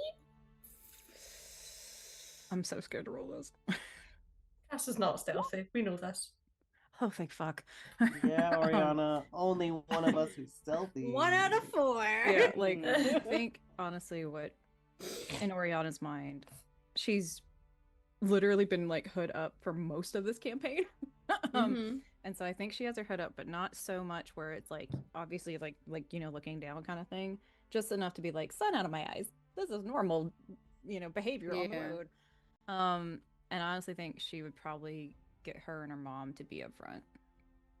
So we're just two humans carting some people around, you know, trying to not be obvious the fact that we are, you know, like, no, don't pay attention to us. Look over there. Just normal people. Yeah. What skill would you like to employ to trying to figure out where it is that you are going. Oh, Um, hell. Arguably somewhere within tracking, it could be searching. It's really navigation, to be honest. But Yeah, I was Timing. gonna see if you'd let me have searching. searching. Well, it depends. What do you think that you were searching for? To be honest, I think just at least in my mind, Oriana would be smart enough to understand sun position to know that she's going west. Mm-hmm. And then any markers that are like Halam Sharal this way or like mark it that way. Be like, Mhm. nope. Just Yeah, kind of avoid that. I think that's probably what she'd probably do. I meant more finding this botanist who lives on the outskirts rather than avoiding Halam Sharal. That part's easy. You can see the city from where you are. It's very large. Well, but I mean, I'm talking like those main highways kind of thing where it's like, hey, you need to check in here. Mm-hmm. What you doing? What's in your cart? But I'm trying to remember what did is Marlon, right? He just said that she lived on the outskirts, right? Mm. He didn't give us like any specifics. No, because it was a relatively offhand. If you're heading in that area, I do know somebody who's over there because you asked if he had contacts. He had one person that he knows, who does botany. But then, honestly, I think if you'll allow me, I would like to use research. And sure. Okay. Well, I mean, because like gardeners, they're a gardener. Mm-hmm. The plants are healthy. There's a lot of them, and even like, hey, here's my farm stand. Use this, like that kind of thing. Yeah. The markers of a botanist. If that makes any sense. Just trying to reason your way. Oh, all right. Okay. I think that's what she would do. And like with her training, it might work. 15. 50's pretty good. It takes a while. Because being on the road, even just for a couple of hours, it's still a long time. Especially when you are hyper aware the whole time. Scared shitless. You can't just kick back and relax for this travel, which you can do sometimes when you're on a long journey. But eventually you'll see a home that is very much, I mean, it's kind of tucked away behind a few trees, but from what you're able to see, and there is like a small road, it's not really like a path, it's a small road, that seems to lead up to it, that you're pretty confident you could get your cart up there. It seems to have the markers of what you would expect. But I just hope that it's not, Cass, someone else. Yeah. Cass, can you look, here's my thought, y'all. I have things to give her. So, either I can go or something. I don't know what might be best, but pose as a courier running through town. I just need to know who to send information to. If this botanist be willing to take it. Okay. Specs, who of the swallows would your instinct be for you to reach out and try to organize this particular thing of collecting stuff that's been left at this stage post and bringing it to Sarnia? I think. Do I know who's still in town? I know some of them were headed out on. Yeah, I mean, assignment. that's the thing about the swallows. Everyone usually is pretty busy on assignments. Some of them will travel to and from. Ascarius seemed to have finished off part of his thing that he was dealing with most recently, was helping you guys get into where you were going. Yeah. So him and Marcus and Adina were in that original area. Not necessarily, they weren't in Halam Sharal though. That's the thing. When you were with them, they were slightly out of town for that. It's about a day's travel. The guts of anyway. So geographically they might be close, but I'm happy for you to just let's yes and this situation. Is there anyone else that you would reach out to? Instinct says that perhaps Ascarius is nearby because I know that there was less on his. So potentially with the view of hoping to get sort of a bead on Templar activity also. I know that Caradwin is kind of about, and given that she is also a mage, she tends to have an awareness of Templar activity because it's something she has to consider when she's working. Mm-hmm. So I think potentially also seeing if Kerrigan's in the area, because I think she's probably helpful in that respect. Mm-hmm. So I think those are her like two options. Ascari probably would be a good courier for our stuff. But if we want, Yeah. But if we want someone to feed us sort of Templar movements, Kerrigan is her first port of call. Okay. Yeah. Do they have a niece? A relative? I know. I trust. Please trust. I have an idea. Potentially, Kerrigan had an older sister. I don't know off the top of my head, but it's feasible if that was something you wanted. She has an older sister who is married, so Okay. It's a feasible position to take. Gotcha. Okay, I'll do my best. Bye. Can you? I feel like towards there was a point where Feylen might have been writing on the way there. He's gonna hand you a small, note. Can you make sure this gets to Adina and Marcus? Show her. Yeah. Adina and Marcus. And I think she's like repeating it a little bit under breath, like Adina, Marcus, Adina, Marcus, Adina, Marcus. Yeah. Maybe Okay. she can deliver the letters to Ascari at the inn, and he can. Yeah. And I'll pay her if I need to. Okay. I'll be right back. And I'll grab the maps and belongings from Marlon. Mm-hmm. And just like, I'm a courier, don't pay attention to me. I fade into the background. Especially saying it out loud like that. And we never saw Oriana again. Did. Not yet. Okay. Are you going in yourself? Or are you taking Kara? Sorry, brain short for short. No, I think leaving Kara with Feylen is a better idea. So okay. All right. So you are mom timeout. You're at daycare. Yep. That's what it is. Yeah. Okay. So, you're able to kind of wind your way up that path towards this house. It is very cozy. If it's not the house of a botanist, it's certainly the house of somebody who has a great love of plants and has to know who she flora. is at least, right? Yeah. Like they travel in the same circles. Yeah. Okay. So you're able to go up and knock on the door. It is a red-headed woman who is interested. She's really very tall, like really quite exceptionally tall for a human. And there is this interesting juxtaposition happening with her where she has her hair sort of flowing. There's a ribbon tied through it. The fabrics are soft, gentle, layered, floating things.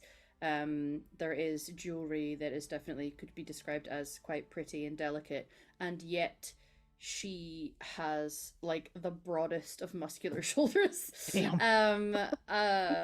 And quite a strong looking face with a scar, and one eye is slightly milked, and you would assume maybe doesn't have vision in it. Gotcha.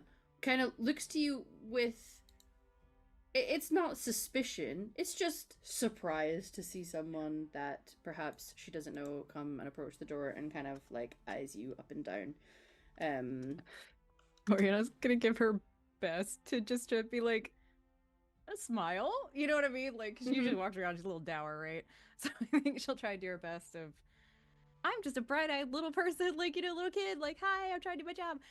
But in Orlasian, you know, she'll just say, you know, hello, excuse me, I'm looking for Juliet. I have a package to deliver, that kind of thing.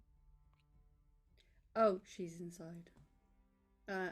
It's very much not an Orlesian accent. Yeah. I will go and get her. Thank you. Mm. And like honestly, I think once this person turns, or I was like scanning like real quick. I'm just like, is there any way I could try to get into this room like, and just and just kind of get a feel for who these people are. Okay. 15?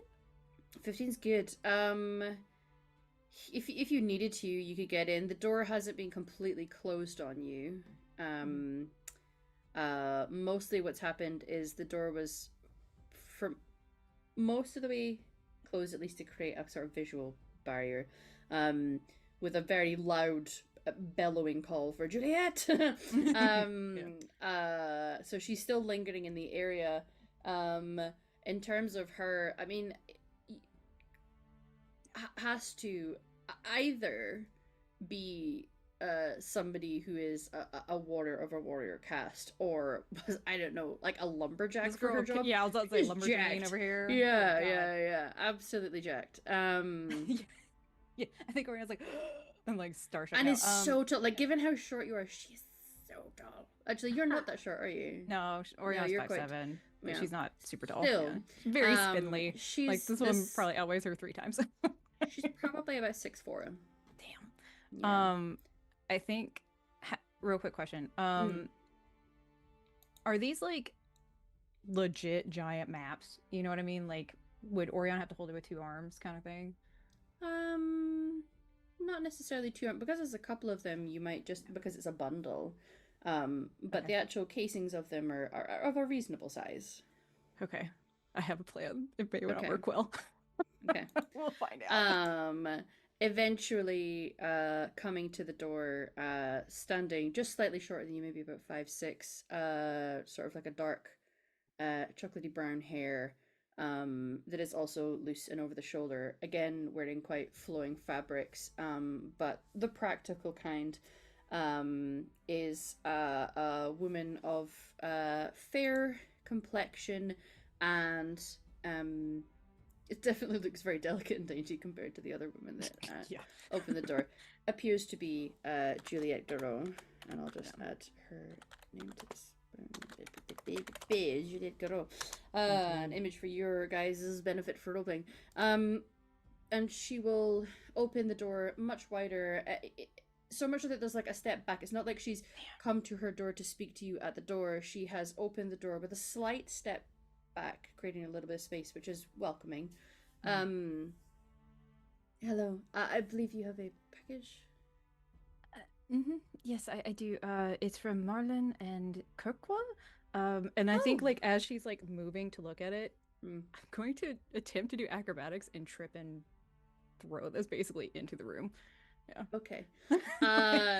Sure. Oh no, I'm so clumsy. So clumsy. Into the room.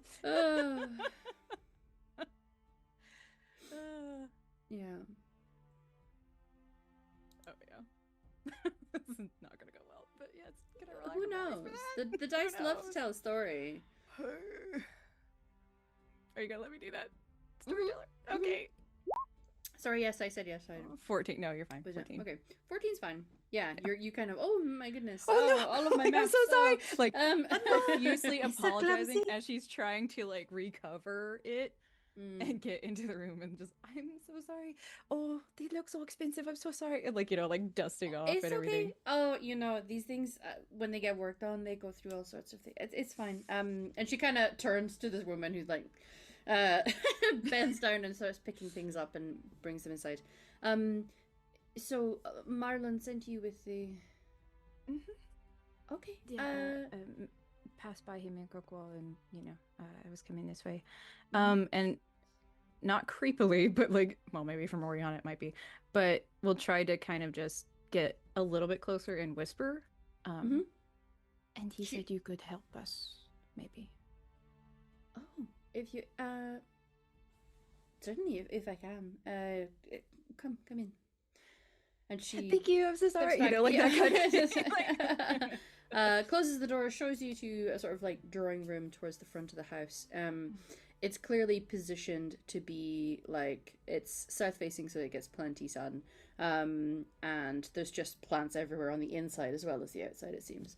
But she kind of welcomes you in and shows you to a seat. Sorry, I don't mean to take up more time, but also this is beautiful. Like just like honestly, like Thank you. like my I'm in a feeling- rush, but also. Oh, look at is it. It's amazing. aesthetic as fuck in here. Great. Oh my god, plant mama. Okay. Thank you. Yes. Marlon was very kind to help us in Coco, and we were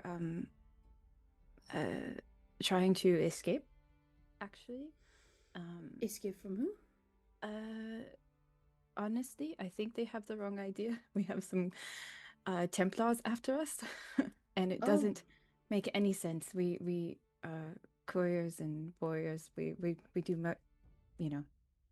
mercantile things, not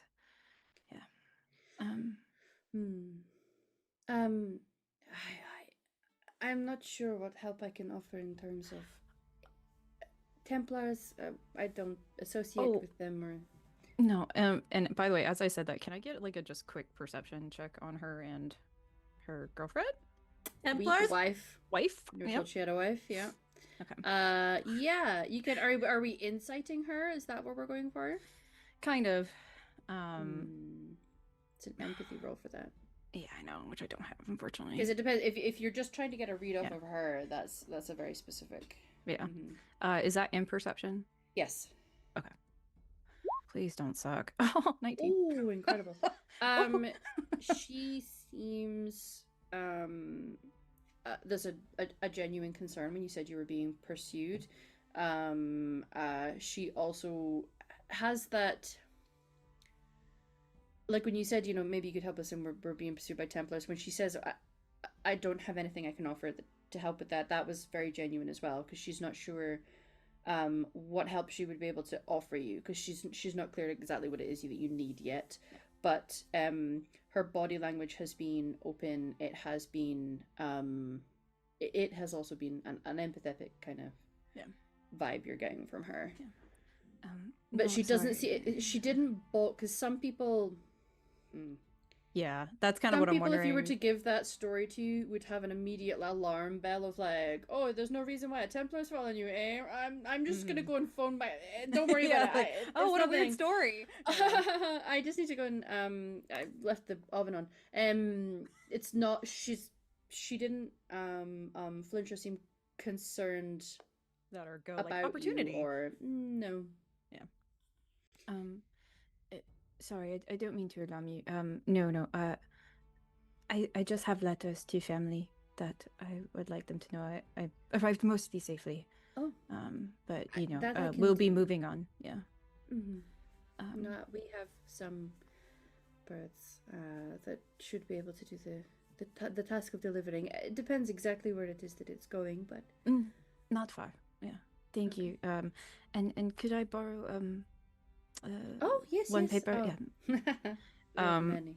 I'm going to write a letter to I don't know if I heard this right, Carradine, posing to be the sister, and like, oh, we made it to Lamstral. It's really beautiful here, but we're so tired of like the bustling city kind of thing. I think we're gonna head south to maybe one of the smaller areas. I know you're arriving later. There's some gifts for you at this inn kind of thing.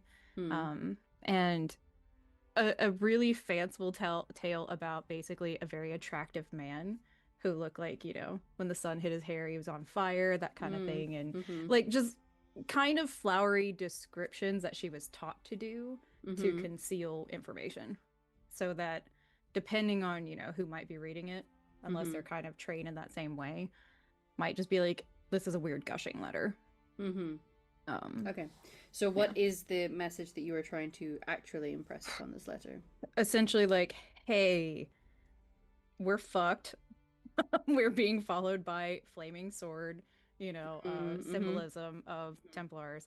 And we have left, we had to escape hurriedly, basically. And, the inn is here, blah, blah, blah. If possible, you can get the gift we left for you. How are you signing it off? Who are you saying if this is coming from? With love, your dear sister. And I think, oh shit, I didn't think this part through. Because she's gonna Here's need the to know who problem. sent it. Yeah. Like, here's the problem. I think this might be helpful in some ways that Oriana can't draw.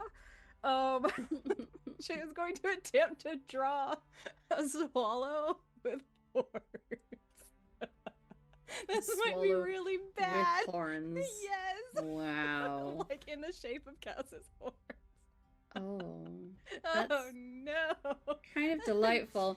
I'm gonna horrible. ask. This is definitely somewhere in Dexterity. I am gonna make you roll for this just to see how terrible it Okay. is. I mean, Yes, it's still gonna please. look like a swallow with horns, but Oh thank God.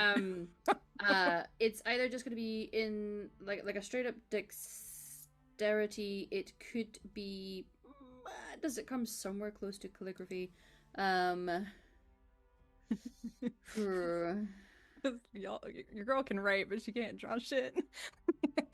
Yeah, no, calligraphy is really Oh no. because it's not crafting. Yeah, just pray for good things. Okay. Dexterity? Yep. Okay. I was clicking here. Just is it good? It's 14. 14's Okay. okay. Yeah, you're surprised. Knowing your drawing talent, you're like, that's actually pretty fucking good. Yeah, like holy shit. I think there's even a Ferelden like, oh, that comes out of her mouth. Yes. And we'll, fold it up and also offer like I'm assuming maybe 5 silver to send or something like that. But yeah. Okay. And where are you telling the birds they need to arrive? Shit. Where were we right before this? I We don't remember were this town. in Bargo, which is the coastal town. Bargo. Fortunately, that's the best information she's got. She forgot to ask. So, attempt to send it there. Yeah. 'cause I wait, think and where were Adina and Carradine were they before that, or are they also in Bargo? So Adina and Marcus were in Bargo. That's where you guys met them. That's where Ascari was. And I think the implication was if you just send these letters to Ascari, he can then make sure that the ones that are going to Adina and Marcus make it there, and presumably he can try to guarantee that one gets to Carradine. Okay, then yeah, we'll address them. In fact, I think I want to even tie them together. And then send them to Bargo and just help, essentially. Oh, and also just a request of, if you see this, flaming hair man kind of thing, pass off my, let me know so I can maybe fatefully meet him again, that kind of bullshit. Okay. Very good. All right. So you're able to scribble down your letters. She's allowing you to kind of write out the note. She has gone to fetch a couple of her birds because she's not sure how many things you need to send. So comes back through with a couple of ravens. They just start hopping around on furniture. I don't know if she can help it. I think she's kind of like food, like for how she does with Franklin, just like, just can I? It's just seats. Oh yes. She makes a little sound. It sounds almost a little bit like a mix between like a kissy sound with your teeth and a slight whistle. But whatever hesitancy they had over taking things from people, they hear that sound and they know it means that they're allowed to go and eat and take snacks. So they'll hop over and yeah.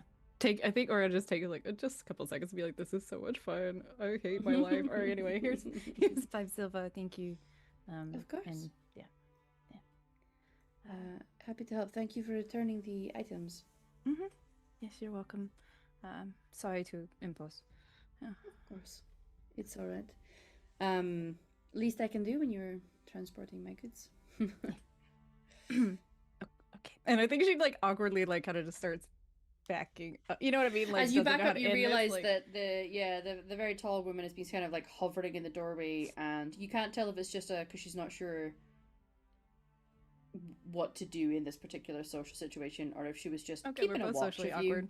Yeah. She was maybe just keeping a watch of you, just in case. Yeah, Just in case some shit went down. Yeah. She's wearing such a delicate, pretty dress. Don't know what you're talking about. Wouldn't do anything. Yeah, I'm not afraid of her at all. Yeah. In fact, I think even Oriana kind of like looks at her like, oh, sorry, and like there's a little bit of a just kind of like a damn. Like damn. Thank you. You know. Au revoir.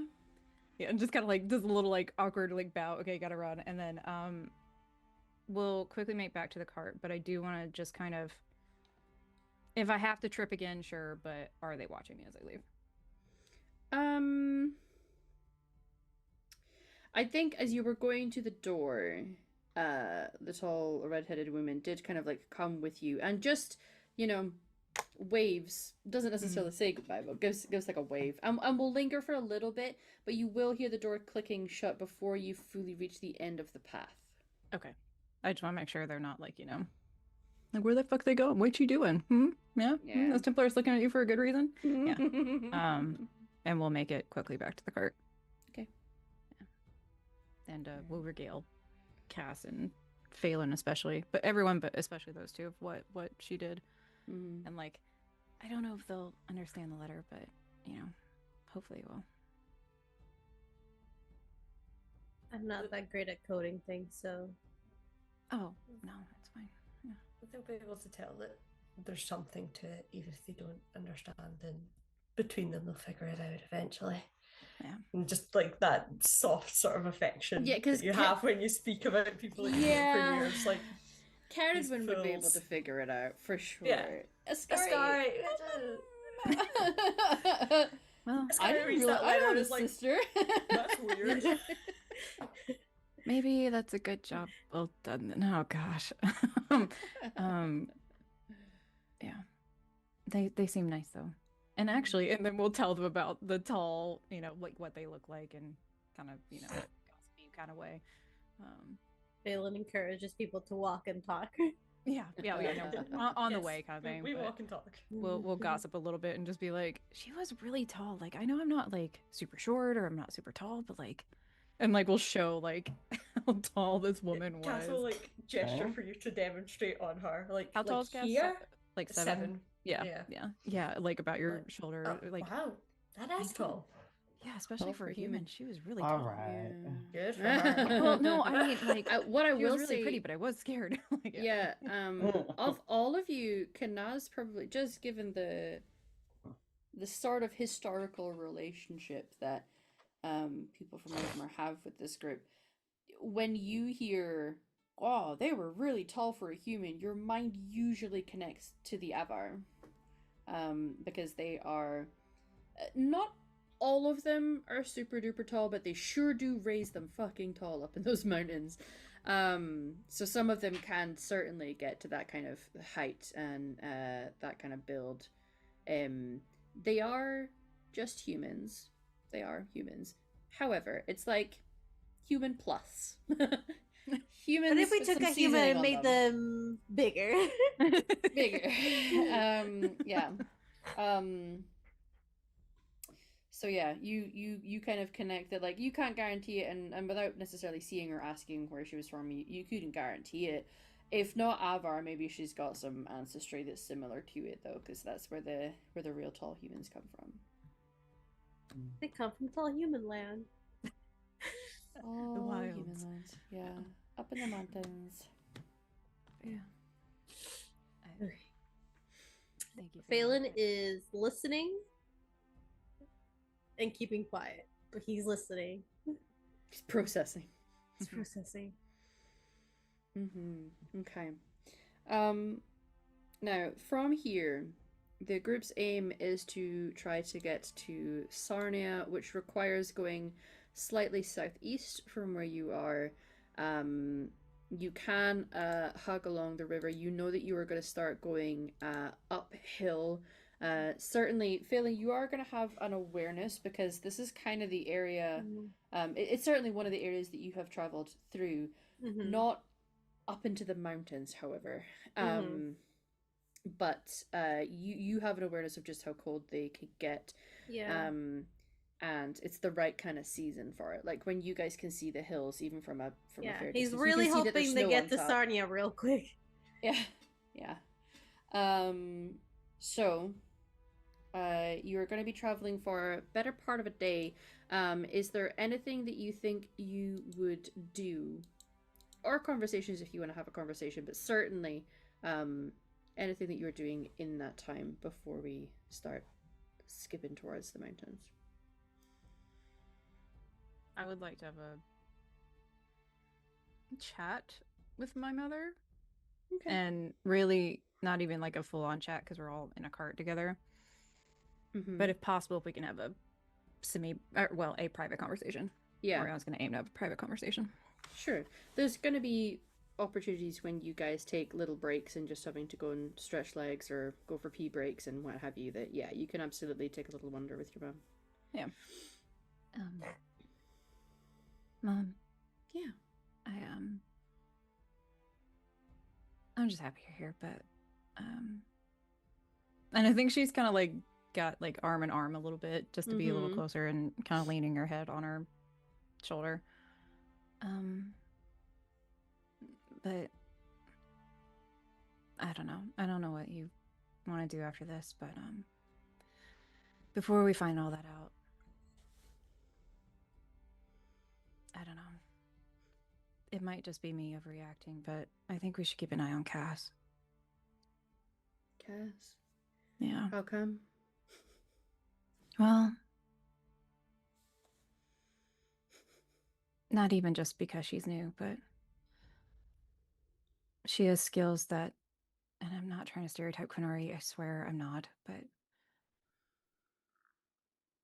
she's mentioned some things that really just, I don't understand why she would know them. Like what? Without, what has you, yeah. What has you concerned? She knew who I was looking for on the boat. And when Feylen was having his moment, she knew to watch. She was ready.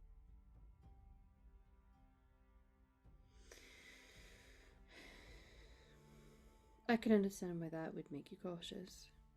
Yeah. And I know I can't say anything with my background, but we all learn different things from different places. Yeah. I think to the first point, and this isn't to minimize the things that are giving you concern, but to counter it as possible, it seems like this, I don't know, what do we call them? An organization. This group, seems like their whole thing is to track down and infiltrate and gain information on people. So that's kind of my point, though. I mean, the swallows don't look, I mean, I don't know. Obviously, didn't really talk to him very much, but what, did they just teach everyone that when they get there? Wouldn't you be better to find people who already know how to do it? Possibly, yeah. And I don't know very much about the Kuhn and Canary, but, you know, heard a little of what they do. And there are trained people who do that only. And they are very personable and, you know, try their best to get your guard down. Well, look, I'm just more concerned about, I mean, you heard what she promised, Feylen. Yeah. And I know I don't know the best course of action, but I don't know Cass well enough to trust her judgment of when that needs to happen, if ever. By the sounds of things, I think we'll know if he starts changing. I don't know enough about it to judge. I don't know what it looks like, but I think trusting instincts and keeping your caution is not a bad thing. And if you feel like it's needed, then keep an eye. Yeah. On the other hand, for the time being, the actions that have taken have been helping and getting hurt in line of defending. So while that's happening, that's not a bad thing to have on your side. No. So I don't want to minimize the things that are giving you this instinct. I'm sure they're there for a reason. And I think, honestly, there's a little bit of like a far off, sad kind of look to Oriana. Hmm. And just, we all learn different things. Yeah, we do.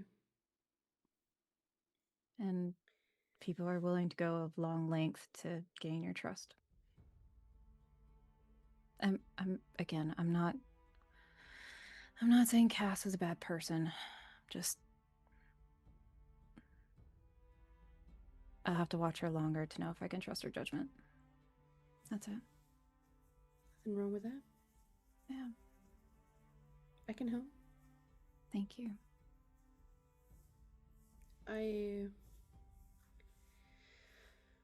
I'd like to think I have an okay judgment and instinct. Yeah. When someone feels threatening. I don't feel threatened around her yet. That doesn't mean that she's not doing a very good job of keeping it covered, of course. Well, but and we're also not mages, so you never know. But. Sure. Yeah. I don't really know how that works with them, but yeah. I'll try to look into it more. The Cune, I don't know how we're gonna find any information on that. Like looks around, it just yeah. Now is probably not the time for that. No, but just have to people that eyes and ears open. Yeah. Thank you. Of course. I think she just like cuddles her up for a little bit, just relishing in.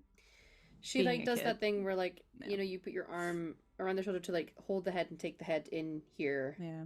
Gives you a little kiss, and says, "You spend a lot of your time watching everyone's back, and that's why I'm here to watch over yours." And unfortunately, I think makes that noise. Oriana's not delicate. Yeah. You know what I mean? You guys just hear the distinct sound that you've heard before of Oriana bursting into tears. Did a cow die? Nope, it's Oriana. Anyway, thank you. Yeah. Any more before I move the scene on? No. Okay. So, I would like some rolls of whatever each of you feel you would be contributing to traveling on a route that is now starting to be very much an uphill incline. Roads get a little rougher here and there in places. It is going to be getting incredibly cold. It starts initially just with seeing your breath, and then there's the slightly slushy sort of snow. It doesn't take too long before you're going to get into an area where for most things are at the very least covered in snow. There's even some areas where you can see things that are frozen. So a skill that you might want to employ here, it can be tracking or searching for things, it can be doing navigating, it can be doing a role of just going out and gathering stuff. So it's maybe just like using your physical strength of like bundling stuff to create a little bit of a fire for your lunch break or whatever. What do you feel you would bring to the table, if you will?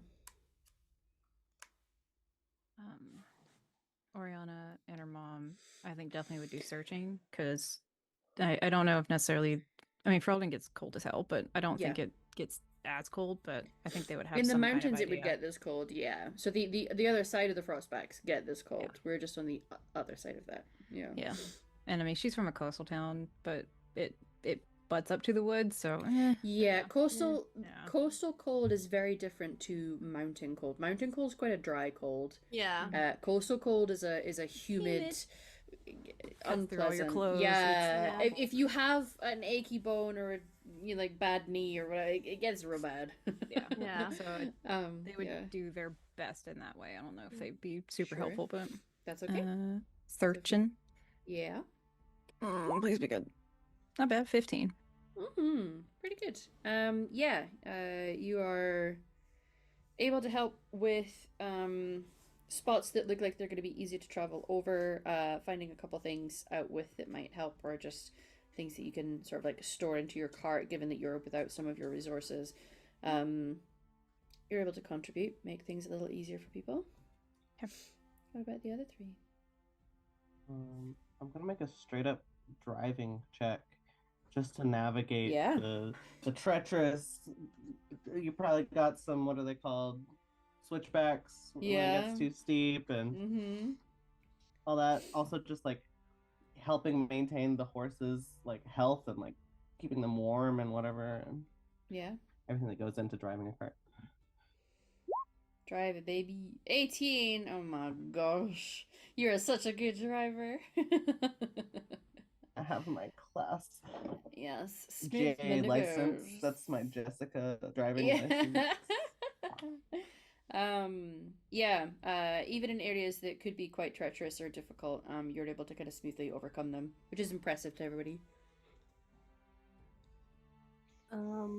For Phelan, I think what he would try to do is, since him and his clan before have traveled through this area and know the cold, is basically take what they tend to do, what types of campfire that they built so it burns like long, steady, and hot.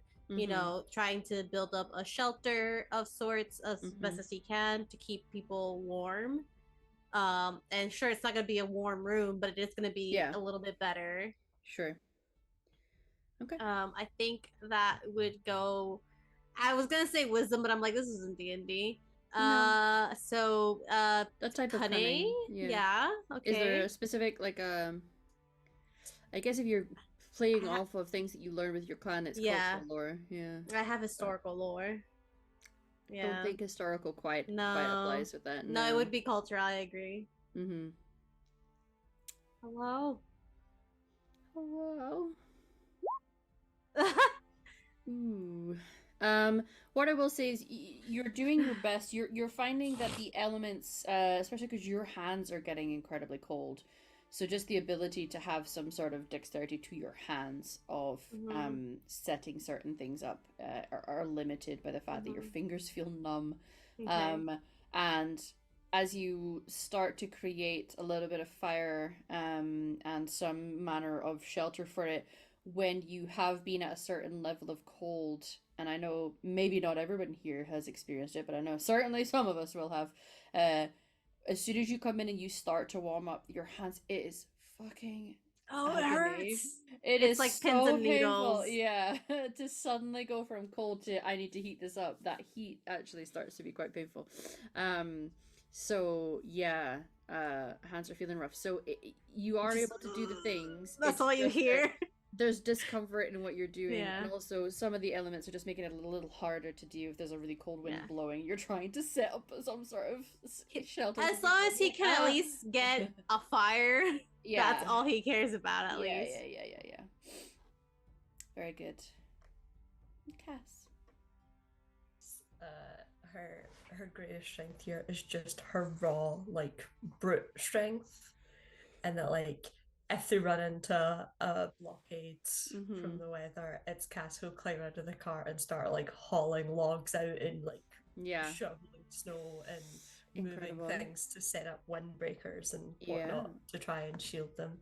So it can either be your strength, but if you have the might focus, that's what would apply with that. Yeah, I do not, so just my raw strength. Mighty. Just letting it all hang out. 14. 14's not bad. Yeah. You know, so it's again the level of cold is slowing your progress. You're still very strong and able to do it, so it doesn't stop you from doing it. You absolutely do. When you come back to the cart, however, and start to heat up your hands, you're also starting to feel that Yeah. sorry, nippy. I think again, like your cast comes from a coastal area, so Yeah. it's like, oh, it feels gross. It's wrong. Yeah. It's This cold, is- but wrong. This is the wrong goal. Yeah. Incredible. If someone would like to, it's either going to be searching or tracking to try to find a spot where perhaps you're going to be able to shelter and create a bit of heat, for yourselves to at least rest comfortably. I'm happy for everyone to take a roll at that, whether you have focus or not. Yeah. But it comes under perception. Gladly offer Oriana. 16. Nah. No. Nah. Like, I'm too cold. I'm too little. I'm I'm too just a little little boy. cold. I'm just a little baby girl. I mean, I'll roll for the fun of it, but I'm no good at it. Sure, you never know. You might get You 3 got this. sixes. And look 15s, at that. 15s Hey. reasonable. Not bad. Heck Can I, yeah. do you want to take a stab at it? Phelan's walking What, behind we're Cass so supposed he to can read see shit. perception? It's Yeah, somewhere perception. in perception. Yeah, because it's like a searching or tracking kind of deal. Yeah. What? Huh? That's the What I something will we say, didn't hear, we can were I- supposed to make a perception check. The views here are astounding. As you start to climb up the path, and if any of you just take a moment to turn around and look back the way that you've come, because you've slowly been on that incline, what you're seeing is down into the valley of the Dales. You can see the stretches where the forests are, this thick, lush green.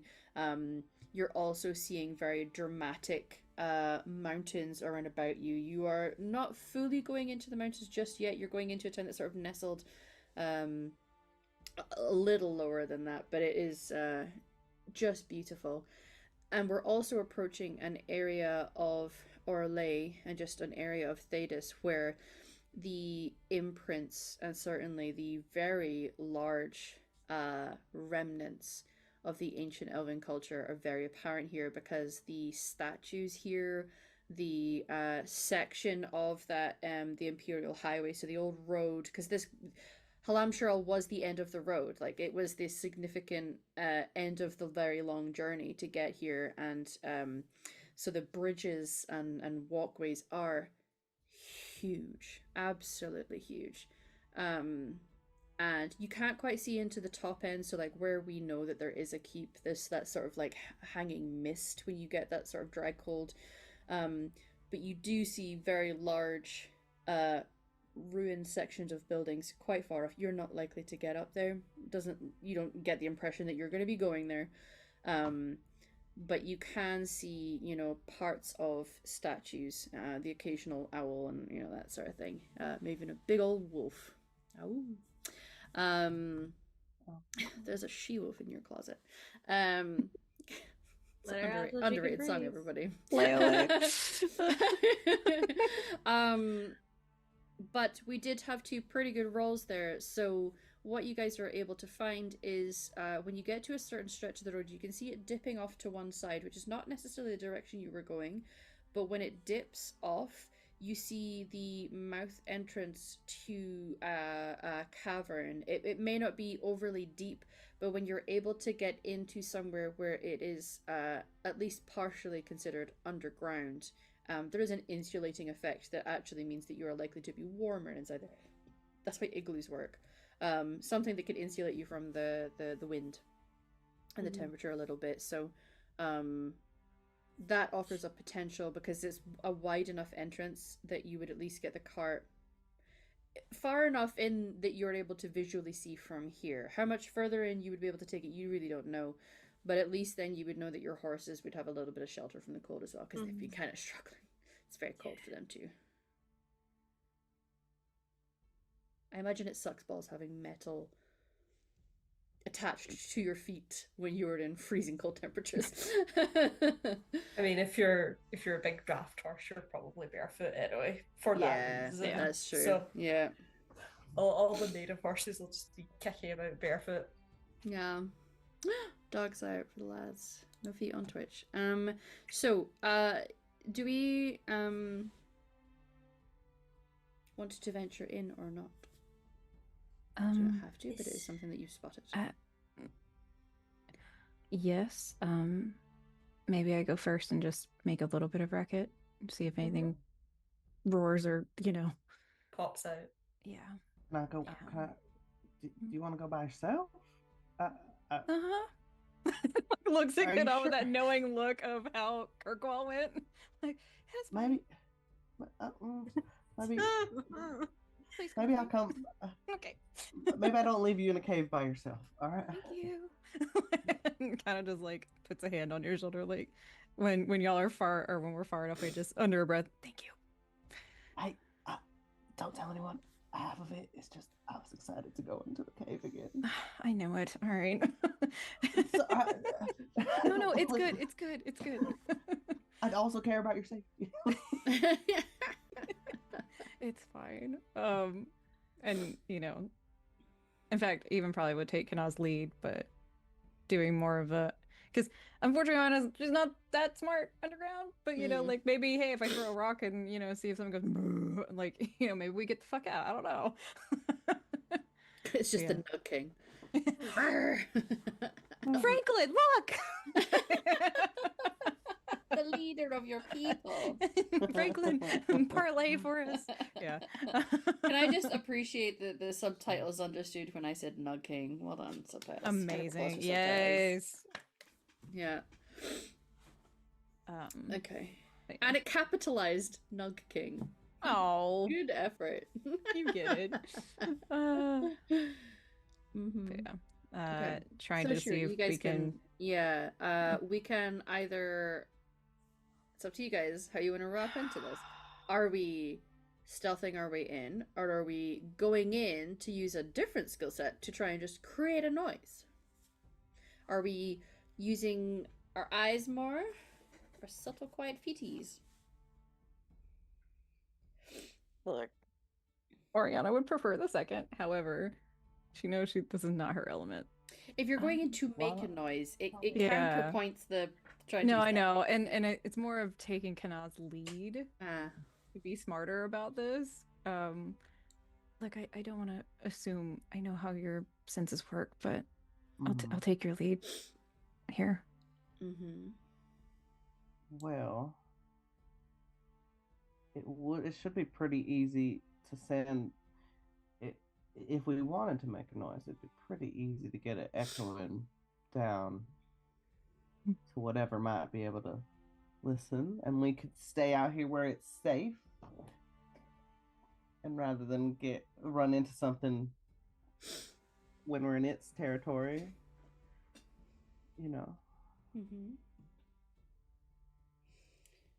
Just gonna grab Franklin and throw. No, I'm just kidding. He makes plenty of noise. He does. I'm kidding. They squeak.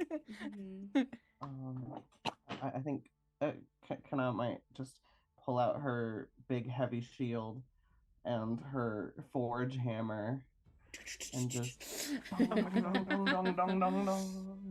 mean, it's very overwhelming on the pair of yours ears to be in the cave system. You can see as you start to approach and get in, you can see that it enters in through a passageway, widens out a little bit. You can see, from what best you can tell from the light, that it's outside. Possibly some stalagmite-stalactite action going on inside here. Exactly how deep it is, you're not sure.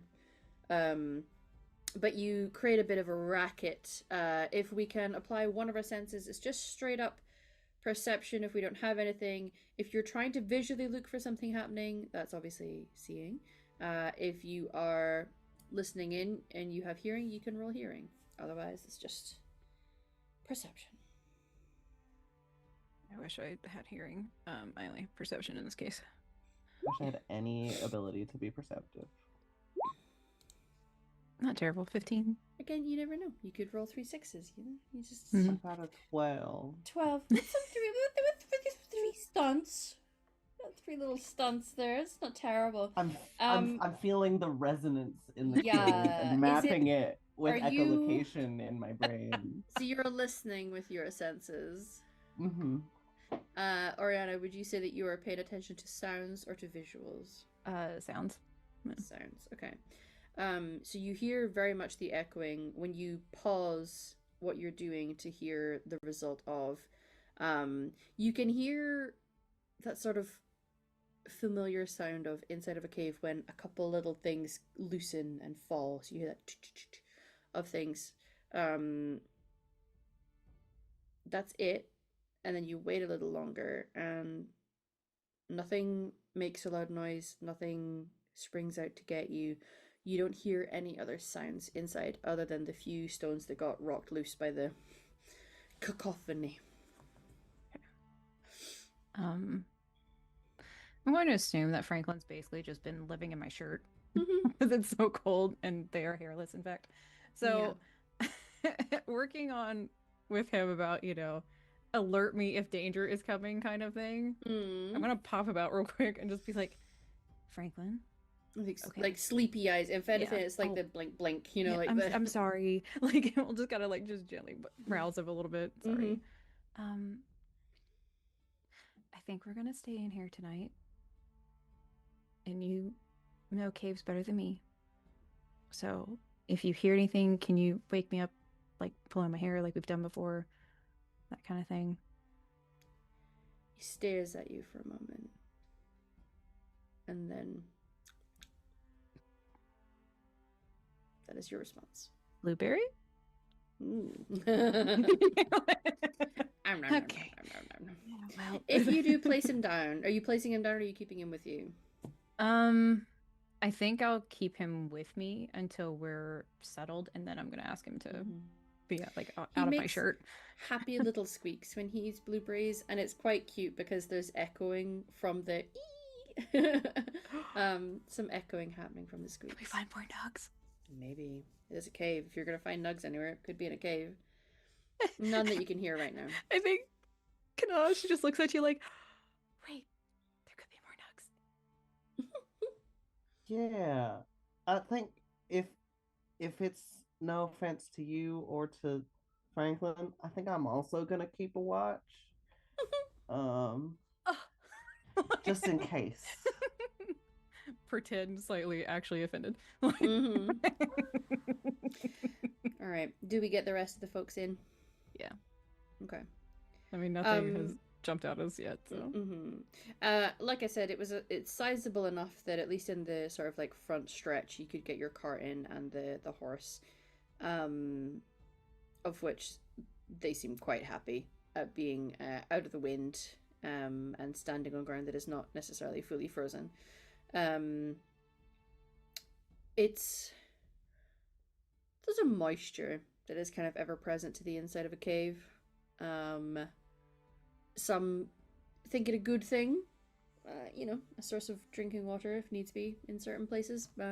Others, it leaves a slight musky stank to a cave sometimes, just that sort of stagnant water smell. It does seem empty.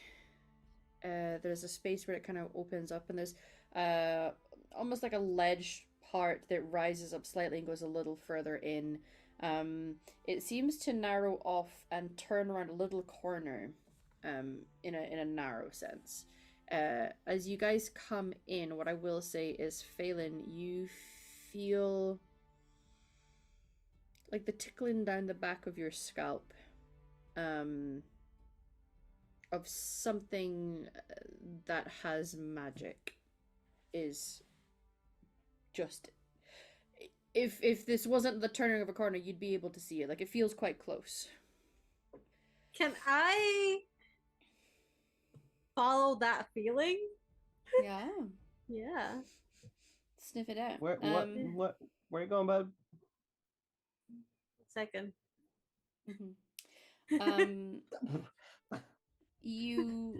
As you kind of go in and turn on a corner, you can see another section that creates a sort of ledge, and then clearly the back end of this cave. Like, it does not go any further or any deeper. The section that has leveled off as a sort of ledge, you can see little stubs of what had been candles that have long since burned out completely to the bottom. There is a couple little, like, intentional, it looks like, pebbles have been placed here because they're of interesting colors and shapes, so people who are into that thing have left some pebbles. And then you see a small, like, it's like a statuette, but it's one of the ones that we see popping up as one of the assets in Dragon Age a lot, of like a weird sitting frog-like shape. You know the one. So it's this tiny little statuette, and that seems to be the thing that's giving off some magical vibes. I feel like Phelan's like floor level. Like he hasn't touched it, but he got down, like laid down, Mm-hmm. and is looking at it. Mm. He reaches to his side, leaves a pebble, because obviously he has a rock that's pretty in his bag. Yeah. And then he is going to. Can I get a sense if this is like something that's gonna hurt if I touch it, or if it's gonna? Yeah. What we're kind of rolling there is a magic roll. I can do that. So it's just a general vibe check. So it's like full base magic stuff. I'm not rolling well today. It's hard to. It's kind of like how best to compare this. If I go in and I see something that is generating warmth, I know that it's generating warmth. It doesn't necessarily mean that if I go close to it, it's going to burn me. But it is generating warmth. So this thing is generating magic. You don't get bad vibes, necessarily.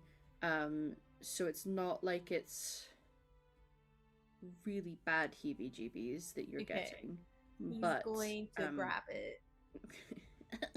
New toy. New toy. Yeah, you pick it up and it's like the magical object can sense that, you know, something magical has touched it. It's about that thinning of the veil. And I disappear. Whoop. He's gone. No, that doesn't happen. You do feel a sudden like surge through your fingers, like when you've touched something that gives you like the slightest little electric shock. Yeah. Not necessarily the bad kind, the kind that gives you that ooh, like he's like ooh. My goodness. But the statue remains the same, and it hasn't changed, and it hasn't hurt you. The rest of you, however, become quite aware when suddenly you are no longer alone in the room. As emerging, it almost looks like emerging out of the ground is a sort of like dark shape, and another one, as these three dark shapes lift up and then sort of like extend limb-like things from it, as some demons you said it wasn't bad. Demons enter the chat. Demons have entered the chat, as well as something that you can hear, like the sort of like shink of like metal on metal almost, as raising a large sword. I was like, is this a revenant? Did you just revenant us? It's a revenant. There's a revenant in the room. Alright, sorry. That doesn't also necessarily mean it's bad. It means that there may be the spirits of dead elves that we've kind of awoken a little bit. Can I talk to them? We're no longer alone. Some demons have entered the chat. What we're gonna do, everybody, is next time, Blood and Lyrium, we will see how we fare against demons. You just had to touch it. Yeah. No one physically stopped me. Yep. I just tried. You know, and it's No. the level of like I didn't think people. this wasn't the frustration that you feel in that moment is just so reminiscent of playing the computer games where you touch something and you're like, of course it fucking summons. I literally just did that last night. I saw the can't thing and say it told me the anything. thing and I put you know when it's like pour the ashes on the little mound. I'm sure And you nothing do it, bad then will happen here. Then Yeah, possibly yeah. like, alright, Literally okay. in the mage tower, and it goes, It was a "Find magic coal frog." phylactery. Do you leave it alone or do you touch it? I was like, I touch it. We And touch then it. a revenant appeared, and I was like, oh Womp shit. womp. So Phelan is just living that very authentic Dragon Age experience. Thank you very much I guess for joining the us, blonde everyone. man's in a situation. Yeah. Welcome back to season 3. It's our first episode of our second half of this season. Next week is our 8th episode, and we'll see how they fare against demons. If we can do our little outros, everybody, I can start with myself. Hello, I'm Emma Hamalu on the internet. You can find me Hamalu mostly just Linktree and Blue Sky. Really, I don't really use anything else. I barely use them. But you can find me in some places. So you will find me here on Tuesdays. You will find me over on Valdrian's channel for the next handful of Saturdays playing Kids on Bikes with Satan. You can find me on Start Playing if you want to play in some games of mine. I might be putting up some more listings there. And I have a few things that have been pre-recorded with other channels like Euphoria and Science and Sorcery, so you will see me there at some point once those things are edited and going out. That's me. Everyone else, where are you? I'm Emily. I'm at Emily Bard 20 on the internet. So follow my Instagram, find my link tree. If you want to see me not being a mother, that's where I am. Well, I'm still a cat mother, but you know, some jobs never end. Yeah, and yeah, mostly I'm here. Oh, sorry. Is you. Wasn't that such a Hi. clear ending? Yes, it was. I You was did so great. prepared. Yeah. I was so prepared. Like, oh, it's gonna be backwards. I'm like, it's not. This is not the right channel. Hi everyone. Sorry about that. I'm like, I'm so prepared for when Torn ends. It's gonna be my. Oh, lovely. I love you. Hi everyone. My name's Satan. Elizabeth Art on the internet. You can find me here on Tuesdays playing everyone's favorite baby girl, Feylen, who apparently doesn't learn. He just wanted a magical frog. Yeah. It was cute. They're not really that cute, but they are kind of cute. And you can also find me on Valtron playing Kids on Bikes with Hubmaloo, where I play everyone's favorite recovering mean girl.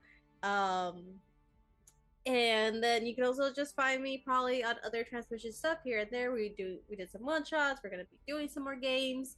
And that's me. Hello, everyone. I'm Torin, or Torin Talks Creativity. The easiest place to find me is Twitch. I am moving some things, so I'll be online on Thursday and Sundays now due to some life things. But we play games over there, do a lot of art, mostly just chill and try to mentally take a break from the insanity of the world. Because holy shit. Yeah. As far as really right. As far as other things I'm in, I just finished recording an audio drama with a dear friend from Skills Hub, and I got to play a murder robot. And it makes me very happy. Anyway, other than that, voice a lot of audiobooks and some other things that are coming out. So the easiest way to see those is on me socials at Torin Talks on Blue Sky. And that's me. I'm Bex. You can find me at Phoenix Force on the internet, mostly on Blue Sky, where I'm kind of just hanging out. I talk a lot about fantasy fiction and pro wrestling and generally my life over there, so always fun.